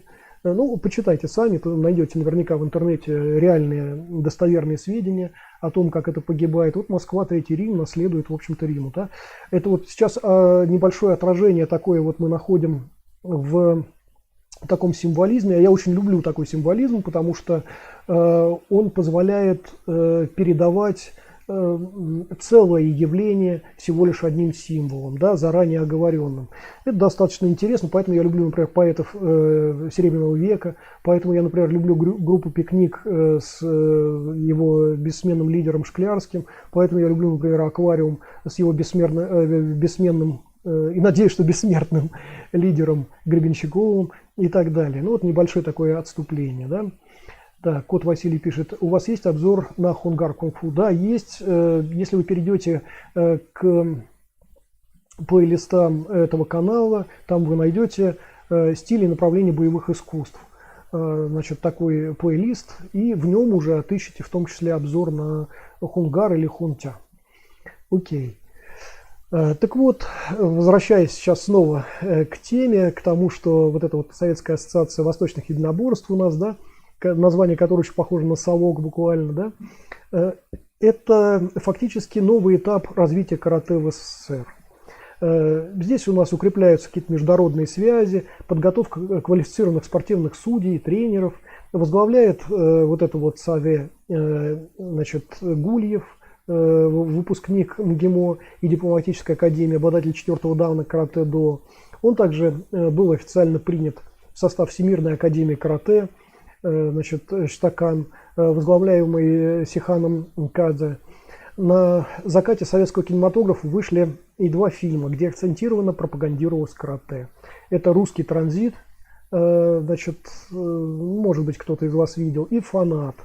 «Фанат», например, это был фильм, которым даже грезили отдельные люди. Мне этот фильм не очень нравится, честно скажу, но, значит, были люди, которые буквально грезили им, пытались подражать главному герою, значит, этого фильма.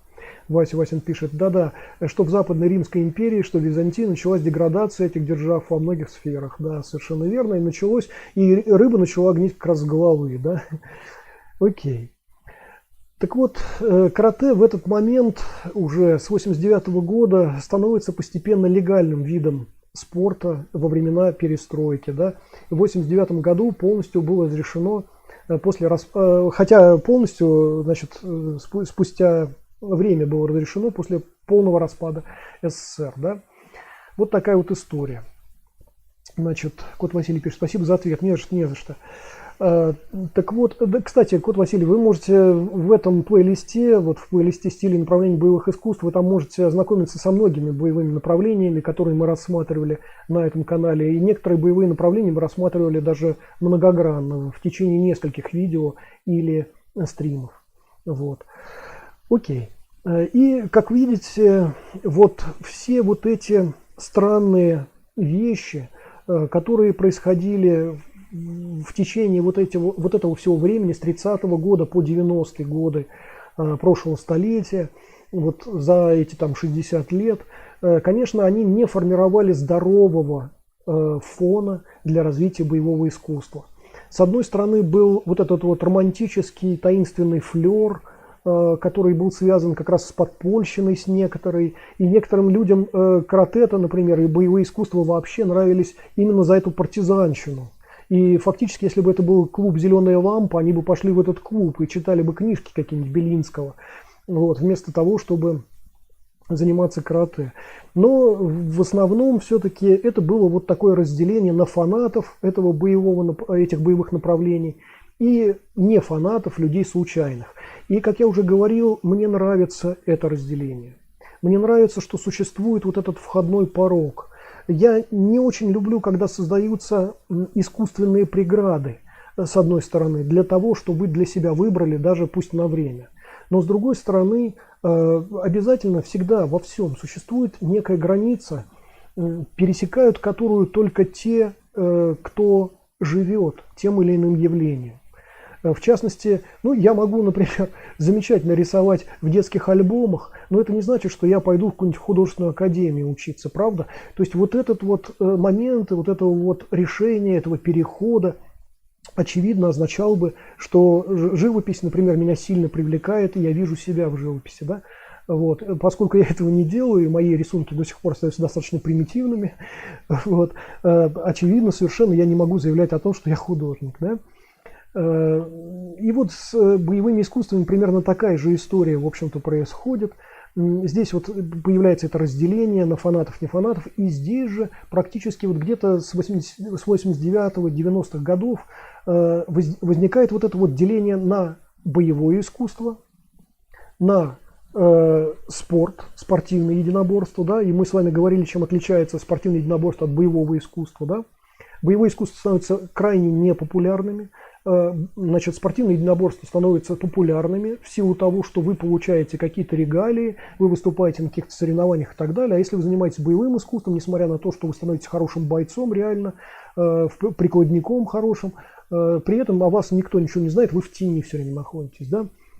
Вот. Тут же появляется у нас самооборона, так называемая, которая вытекает из постспорта как раз, как вторая итерация там, спорта, например. И здесь же у нас возникают околобоевые, псевдобоевые направления. Да? В частности, вот помните, я вам рассказывал, что мой второй клуб был спарринговый такой, московский клуб, и в него в том числе приходили разные люди для спаррингов. И вот один из людей, например, приходил, потом он пропал. И оказывается, в это время он стажировался в Тайдичуань. И потом он пришел с Тайди, значит, туда спарринговаться. Ну и сами понимаете, чем это закончилось. Да? Вот. Я просто к тому, что именно в это время появляется вот эта вот движуха в области уже не боевых практик. Вот этих вот псевдобоевых уже, да. Когда люди массами почему-то идут на Тайди, на Сины, на Багуа, на самом деле не получая того, чего хотели. Я для себя, конечно, могу это объяснить тем, что, скорее всего, это тоже человеческая лень. Это поиск чит-кода. Значит, чит-кода волшебного, оторванного от жизни. Когда вы вроде бы занимаетесь чем-то достаточно таким невинным, но при этом, наверное, где-то через 100 тысяч жизней когда-нибудь вы сможете кого-то победить. Да? Это такой, ну, поиск такого чит-кода. Хотя все чит-коды в боевых искусствах, они несколько другого рода, но над ними надо работать. То есть не будет такой истории, что вы просто выполняете некое плавное тау там, или выполняете довольно резко ката и после этого становитесь супербойцом. Нет такой истории в боевых искусствах, к счастью или к сожалению. Вот. А боевое искусство – это то, что имеет прикладной боевой характер, а не характер вот искусственности и волшебности. Да? Вот такая история. Вася Васин пишет. Помню, была в конце 80-х передача «Вокруг света», где также рассказывали о боевых искусствах. Один из выпусков вел такой известный человек, как Иосиф Линдер. Да, известный действительно человек. Совершенно верно. Да, у нас появляются различные какие-то передачи, посвященные боевым искусствам. В частности, одна из таких передач, очень интересных на тот момент, ведется, ну, в смысле, это такой документальник практически, ведущим которого становится Алексей Масов, мною очень уважаемый человек, который является, с моей точки зрения, очень хорошим историком от боевых искусств. Вот. Ну и так далее. У нас есть возможность знакомиться с боевыми практиками, в том числе через телевизор, хотя это знакомство далеко еще не является объективным, как не является объективным материал, который мы наблюдаем, например, в кино, в каких-то фильмах с участием Брюса Ли, например, или Джета Ли и так далее, и так далее. Да? Окей. Вот фактически таким образом у нас развивается вот это боевое движение, и мы видим, как на каждой стадии этого движения искажается идея боевого искусства и отрезается возможность какого-то реального взаимодействия с представителями именно боевых направлений.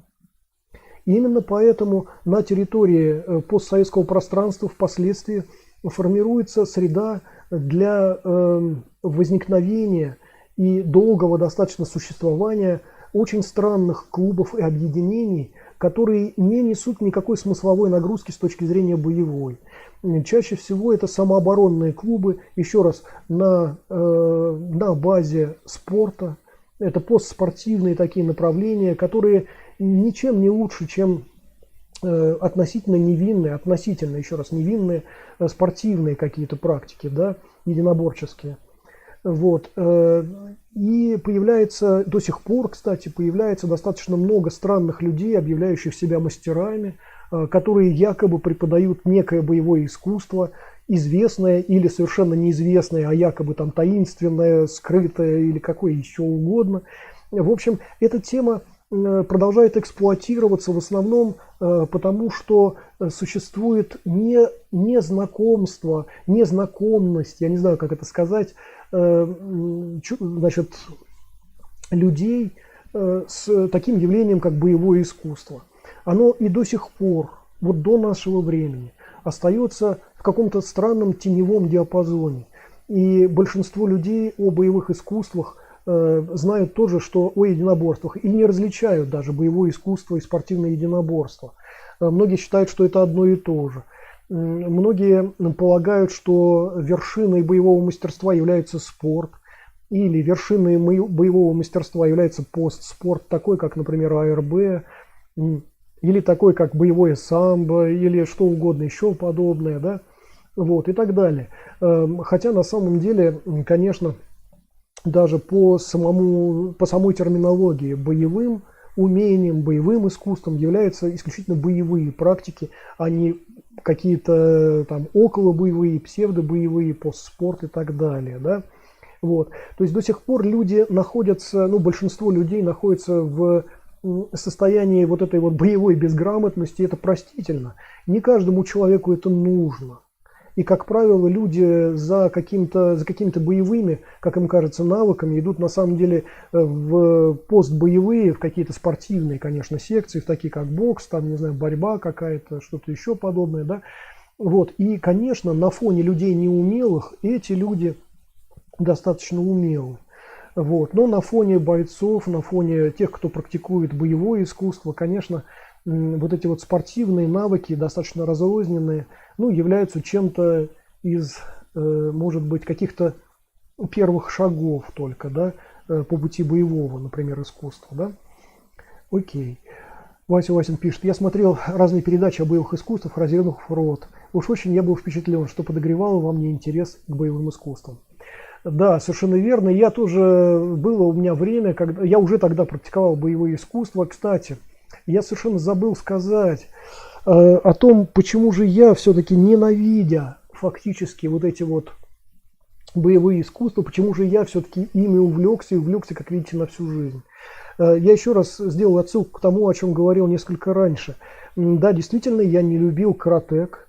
Я не любил карате, несмотря на то, что у меня был очень хороший друг, о котором я очень исключительно хорошую память сохранил. Этот друг был фанатом карате, реально фанатом карате.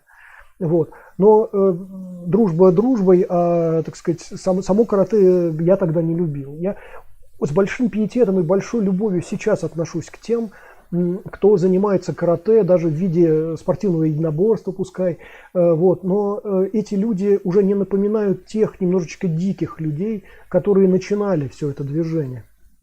Я еще раз сейчас не буду перечислять имена, какие-то имена я перечислил уже в этом стриме, общеизвестные, но большинство имен остается за пределами популярности, далеко не все бойцы стремились к популярности, и, как видите, такая популярность в советское время могла стоить свободы, да? Людей сажали за такую популярность, и поэтому даже когда открылись вот эти вот возможности преподавания или занятий боевыми искусствами, многие люди все равно находились в тени, и до сих пор есть масса теневых клубов таких, которые в полутени как бы находятся, которые не слишком себя рекламируют, не слишком себя продвигают, потому что пусть идеологически сейчас не давят, но существуют федерации, которым вы можете перейти дорогу, и которые используют обязательно какие-то низкоконкурентные такие, значит, шаги, низкие конкурентные, предпримут действия для того, чтобы вас раздавить. Это могут быть налоговые органы, это может быть там санэпидем какой-нибудь и так далее, да. Вот, поэтому, значит, вот такая вот история. И я до сих пор не называю имен людей, с которыми я вместе занимался, и вот наших баз, на которых мы занимались, вот этих вот залов, вот, потому что тоже хорошо понимаю, что в любой момент практически опять может поступить некий запрет, может случиться что угодно, а я бы не хотел, чтобы эти базы были открыты, или эти люди, имена их были каким-то образом открыты и так далее. То есть в этом смысле, значит, вот эта вот секретность, но только имеющая под собой основание, до сих пор порой остается все-таки во многих очень клубах боевых искусств, по крайней мере в Москве, насколько я знаю. Так, Вася Васин пишет, согласен, очень много секретных видов продолжает существовать благодаря малым знаниям людей. И по идее в нашу эпоху интернета эта ситуация должна была исправиться, хотя это не особо видно. И да, действительно, эта ситуация не исправляется, потому что одни и те же статьи тиражируются, одни и те же люди нам говорят о боевых и не боевых практиках. И фактически мы имеем дело с одним и тем же мнением, как раз не очень верным, да? И многие люди, которые что-то говорят о боевых искусствах и которые себя причисляют к бойцам, к представителям боевых искусств и к учителям боевых искусств, да, на самом деле таковыми не являются. И я бы сказал, что это даже хорошо, еще раз, это является такой своеобразной защитой от дурака, это отделяет людей, которым на роду написано быть бойцами, и которые найдут своего учителя, найдут свое боевое искусство, от тех, кому не надо заниматься боевыми практиками, а лучше заниматься чем-то другим, да, например. Ну, пусть следовать по пути вот этих вот псевдо-представителей боевых искусств, да. Окей. Вася Васин пишет, ну так это нормально, на вкус и цвет товарища нет. Поэтому ничего такого в том, что вам не нравилось карате, в отличие от вашего товарища. Да, совершенно верно, совершенно верно. И сейчас у меня другое отношение. Еще раз, вот это вот новая плеяда, значит, представителей того или иного карате во мне вызывает уважение. Если к первой волне вот этих каратек я отношусь исключительно негативно, то вот совсем недавно, вот помните, опять я напомню, было замечательное интервью с Антоном Бодягиным. Интервью немножечко было технически побито, но само это интервью мне чрезвычайно понравилось, и мне нравится, что я продолжаю сохранять дружеские отношения с Антоном, и мне нравятся именно такие каратеки. Вот именно такие вот, которые, наверное, похожи больше всего на Антона. Кстати, за вот эту вот связь с Антоном Бодягиным я очень благодарен как раз модератору нашего канала, который в сущности нас и связал. Большое ему спасибо за такую возможность. Это было крайне приятно, это хорошее знакомство для меня. Вот, так что к современному, ну, к тому карате, которое сейчас вот представлено, не на той волне пионеров боевых искусств, которые, значит, вот эта вот волна, она такая искаженная достаточно была, вот, а вот новая волна, новая плеяда вот этих вот представителей современного карате, которые базируются не на фильмах, не на книжных пособиях, а на непосредственном общении с учителями, да, которые практикуют то или иное направление карате, опираясь на непосредственный контакт с представителями этого карате. Вот это вызывает уважение, конечно, у меня. Вот. Теперь, что касается других боевых искусств. Вот я уже упомянул о джит-кундо, о том, что я не уверен, что карате это было что-то самое первое, что пробилось вообще сквозь вот этот железный занавес в условиях СССР. У меня есть подозрение, что джит-кундо, возможно, там в СССР и конкретно в Москве возникает, может быть, даже и раньше. Но у меня нет полной уверенности в этом. Но, по крайней мере, о джит-кундо я слышу явно раньше, чем я слышал о карате. Вот. И мой опыт вот такой. Я сталкиваюсь с джит-кундо несколько раньше. И я очень благодарен джит-кундо и тем, не побоюсь этого слова, фанатам джит-кундо, которые в Москве тогда существовали, потому что они были как раз здоровой альтернативой тем немножко диковатым каратекам, которых в то время можно было наблюдать, бесчисленных вот этих вот каратек. Ребята из джит-кундо были не такими дикими. Это, как правило, были достаточно неглупые люди, которые понимали, что они являются альтернативой не только строю советскому и его запретам и бессмысленным законам, но и являются альтернативой вот этому большому движению такому, которое мы называем общим словом карате. Вот. И общение с такими людьми, с представителями джит-кундо мне всегда было интересно. Я о некоторых таких случаях вам уже рассказывал. У меня несколько было знакомых таких, ну, более или менее близких, которые практиковали джит-кундо, и благодаря которым я тоже слегка факультативно, безусловно, тоже практиковал джит-кундо на фоне основных боевых направлений своих, да. Вот, одну секунду. Так. Вася Васин пишет, я даже встречал людей, которые утверждают, что БЖЖ это как раз боевой вид. И они утверждают, что борьба в партере это более боевой, нежели китайские виды боевых искусств. но что-то мне подсказывает, что этот человек имеет преимущественно спортивный опыт и выдает его за боевой. Ну да, это типичная стандартная ситуация, но еще раз, братцы, это вот то самое сито, которое отделяет людей, которые реально стремятся к прикладухе, к боевым искусствам, от тех, кто считает, что прикладным может быть что угодно, в том числе половник в вашей руке.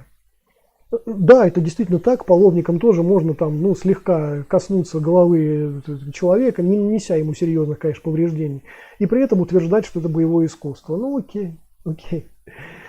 Михаил пишет, ага, и вот это, любая драка заканчивается на земле, это прям любимое. Да, это прям любимое, совершенно верно. Ну, бог с ним, такое мнение, естественно, следует по пятам за теми, кто тренируется исключительно в зале, да, в теплом зале по специальным правилам. И я считаю, что здорово, это очень хорошо, потому что эти люди не являются конкурентами нам, бойцам, да, потому что вот это вот стремление поваляться на земле, в грязи там и прочее подобное, ну, это достаточно прикольно. По крайней мере, вот я с такими людьми сталкивался неоднократно на улицах Москвы, и это всегда легко, вот так скажем. Это всегда фиаско для человека, который вышел поваляться на земле. Вот. Ну, окей.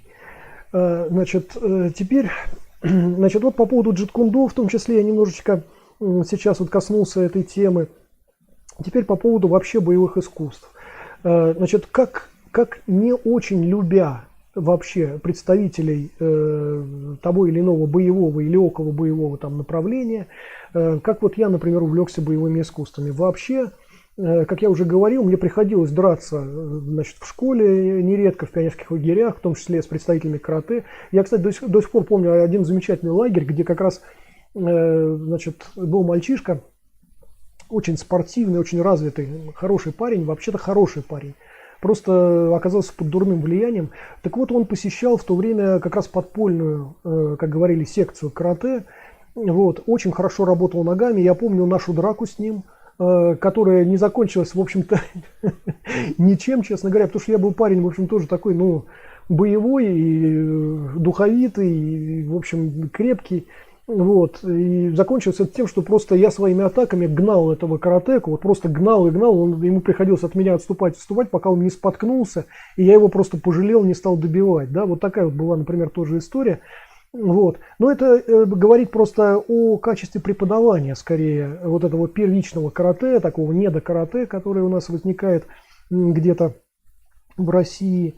Вот. Так вот, да, у меня были стычки вот различные с каратеками, ну, еще раз, не каждый день и не так уж часто, но они происходили, да, вот. И почему же все-таки в итоге вот это боевое искусство, ну, китайские боевые искусства возникают у меня, да, почему такая? Вообще, мне очень хотелось иметь вескую альтернативу карате, не просто размахивание кулаками какое-то, значит, еще раз я напомню, я в юности все-таки посещал скорее борьбу, чем какую-то ударку, да, и бороться для меня было все-таки несколько привычнее. Вот, и когда я кулаками размахивал, ну, просто размахивал, как говорится, да, если попаду, хорошо, не попаду, ну, значит, не попаду. Вот такая была история, в общем, довольно примитивная, характерная, кстати, для многих самооборонщиков даже до сих пор, вот, и... Но мне действительно хотелось, учитывая то, что такие драки, ну, все-таки они были по-своему частыми, еще раз, какие-то столкновения там, как правило, с детьми и подростками, которые старше меня и крупнее меня были, да, вот это постоянно была история. Вот, мне, конечно, хотелось к этому подойти более научно.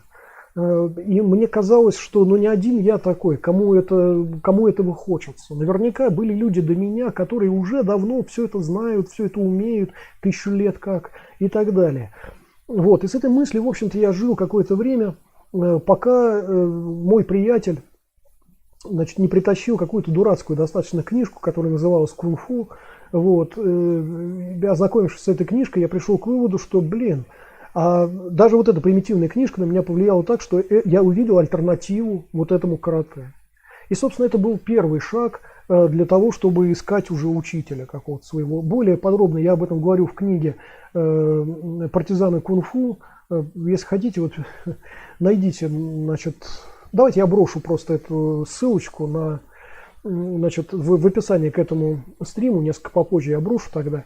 Вот, там более подробно рассказывается весь этот путь и все, что я видел вокруг себя, связанного с боевыми искусствами, там, и не боевыми и так далее, да. Вот.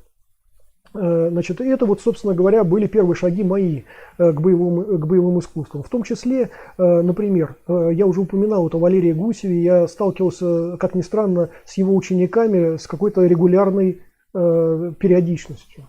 В частности, в одном из пионерских лагерей я тогда занимался, ну, я не помню, может, года полтора я на тот момент всего лишь занимался, ну, уже так, ну, что-то там, ладно, окей, как-то работал.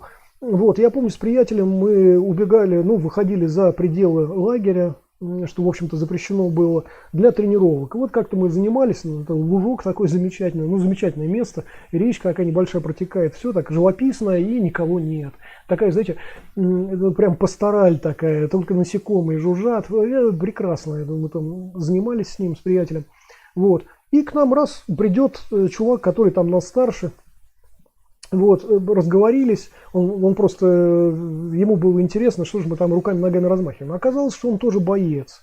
Вот, и он рассказал, что он недавно освободился из мест заключения, что он как раз, ну, я не знаю, это правда или неправда, ребята, еще раз, это он говорит. Я за что купил, за то и продаю.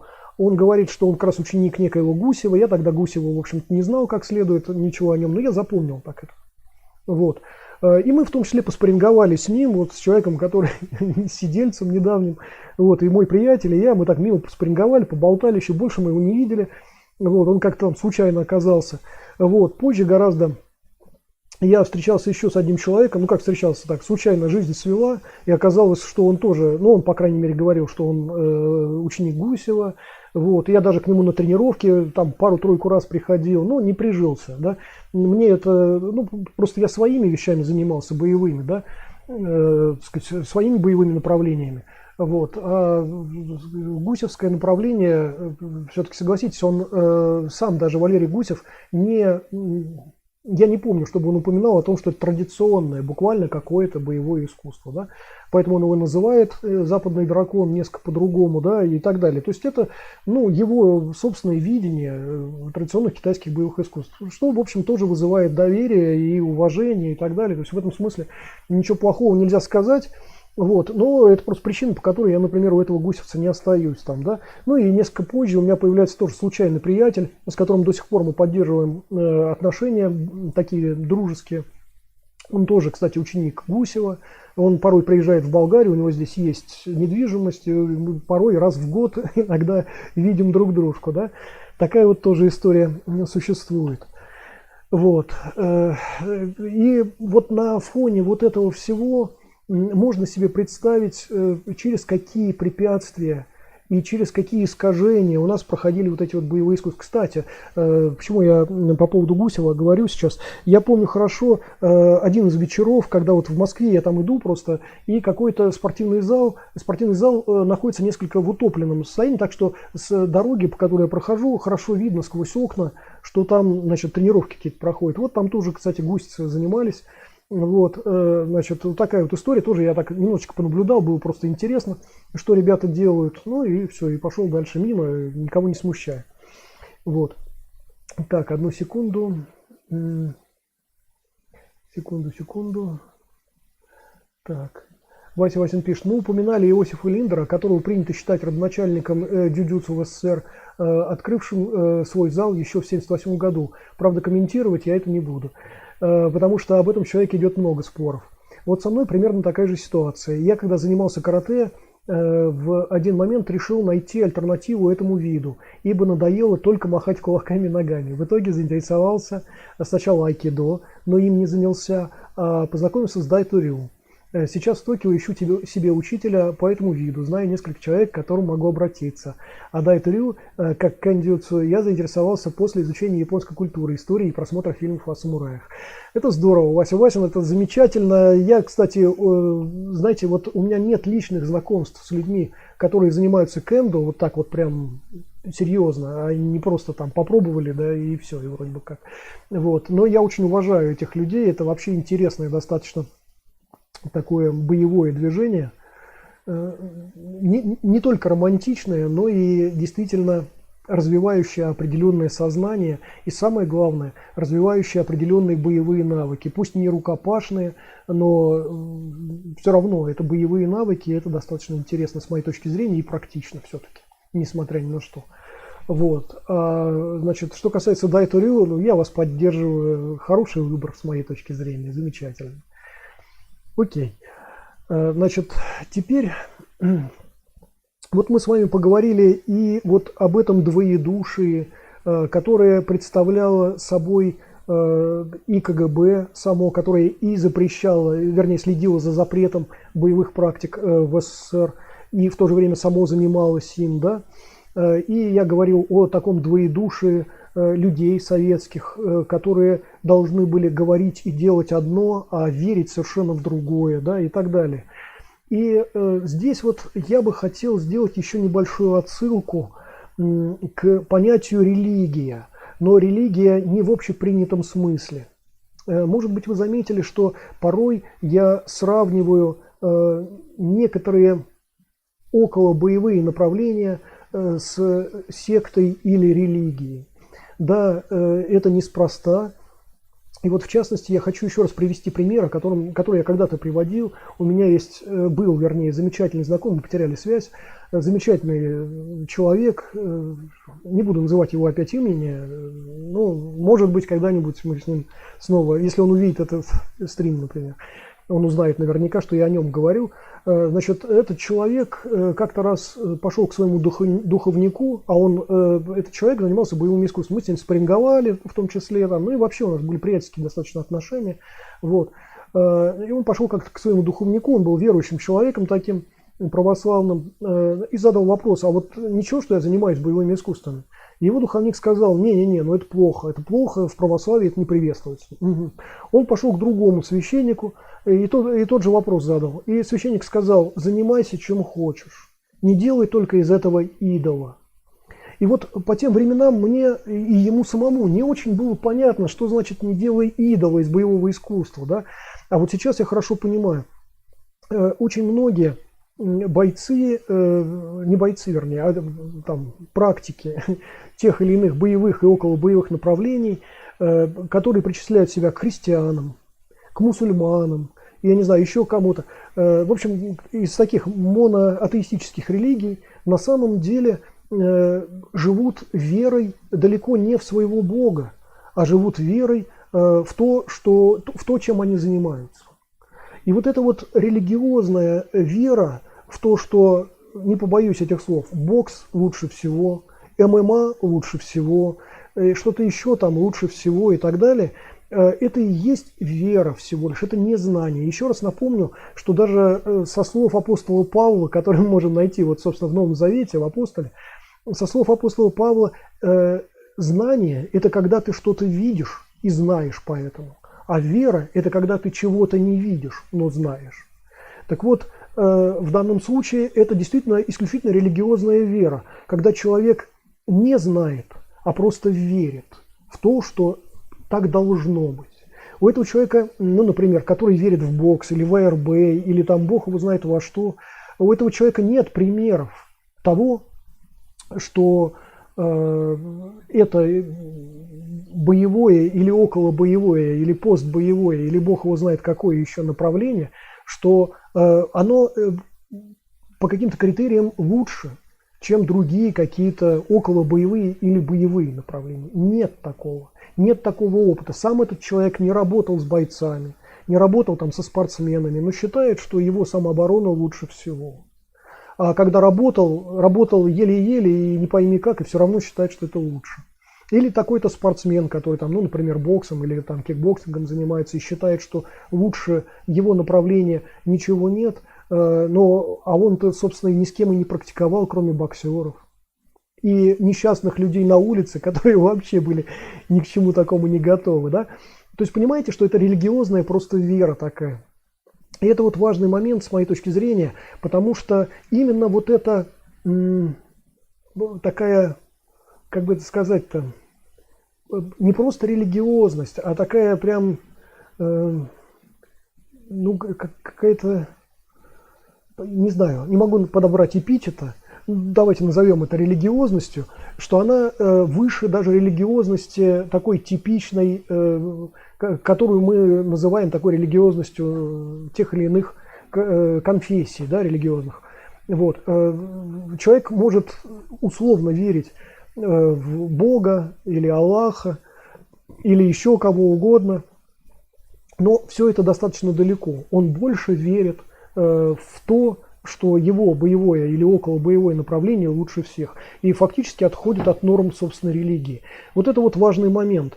На самом деле вот эти вот слова, сказанные моему приятелю, вот священникам, занимайся чем хочешь, только не делай из этого идола, да, вот сейчас я хорошо понимаю, потому что именно в наше время очень много людей, которые проповедуют ту или иную религиозно-боевую конфессию. Вот что важно. Очень многие... Я не против того, что каждый кулик свое болото хвалит. Когда мы говорим, что наше боевое направление хорошо, это замечательно. Когда мы говорим, что оно самое лучшее, это значит, что мы попали в секту, которую, может быть, сами и создаем уже. Да? То есть мы являемся в этот момент сектантами, мы являемся в этот момент какими-то религиозными проповедниками, совершенно не объективными какими-то людьми, которые могут себе предположить хотя бы, что есть другие боевые или спортивные или там постбоевые направления, которые не хуже нашего. Да? Вот это вот важный момент. Иными словами, вот когда создается именно такой фон, создается фон вот этой религиозности, и не побоюсь этого слова, идеологии, потому что религиозность такая вот до фанатичности доведенная, да, она рождает, в общем-то, идеологию. И фактически вот этот идеологический фон, он уже в первую очередь влияет на то, чем человек занимается и как он этим занимается. И в итоге на фоне этой идеологии формируется целый ряд сектантских совершенно каких-то решений, сектантских залов, сектантских таких групп. И, кстати, в 90-е годы это хорошо наблюдается, когда фактически многие клубы, боевые или околобоевые, или постспортивные, превращаются в такие базы подготовки бандитов, имеющих собственную идеологию и верующих, на секундочку, верующих скорее, чем реально знающих, что... Сейчас у нас опять реклама тут пришла. Что, значит, то, чем они занимаются, вполне может иметь замечательную альтернативу. Вот, боевую, причем альтернативу. Да.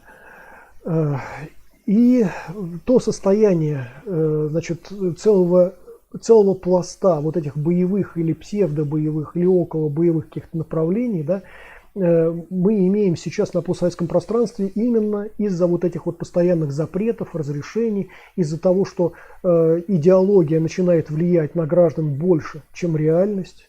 Это хуже всего. Это, знаете, как в советское время тоже нам внушали: советское значит лучшее.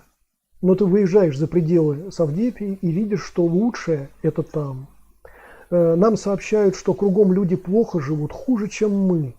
Мы выезжаем за пределы Совдепии, а мне повезло, вот у меня была вот такая возможность, вот, и я вижу, что даже бедные люди там живут лучше, чем в Совдепии, например, да. Нам говорят, что мы в Совдепии самые свободные люди. Оказывается, опять, что за бугром свободы куда больше, да. И ты приезжаешь с этим чувством в собственную страну и начинаешь ненавидеть эту двуличность, да, вот эту вот двойную мораль, ненавидишь эту идеологию, под колпаком которой ты должен жить, да, и вот это вот все трансформирует вообще этих людей, создает вот этот вот фон рабства и в то же время фон партизанщины, противостояния вот этому рабству, да, вот, и также точно с боевыми искусствами. Целый ряд деятелей выходит из тени, как говорится, и становятся такими известными достаточно пропагандистами тех или иных боевых или околобоевых или спортивных направлений. Вот, и сделали себе имя они когда-то и так далее, они сейчас хорошо известны.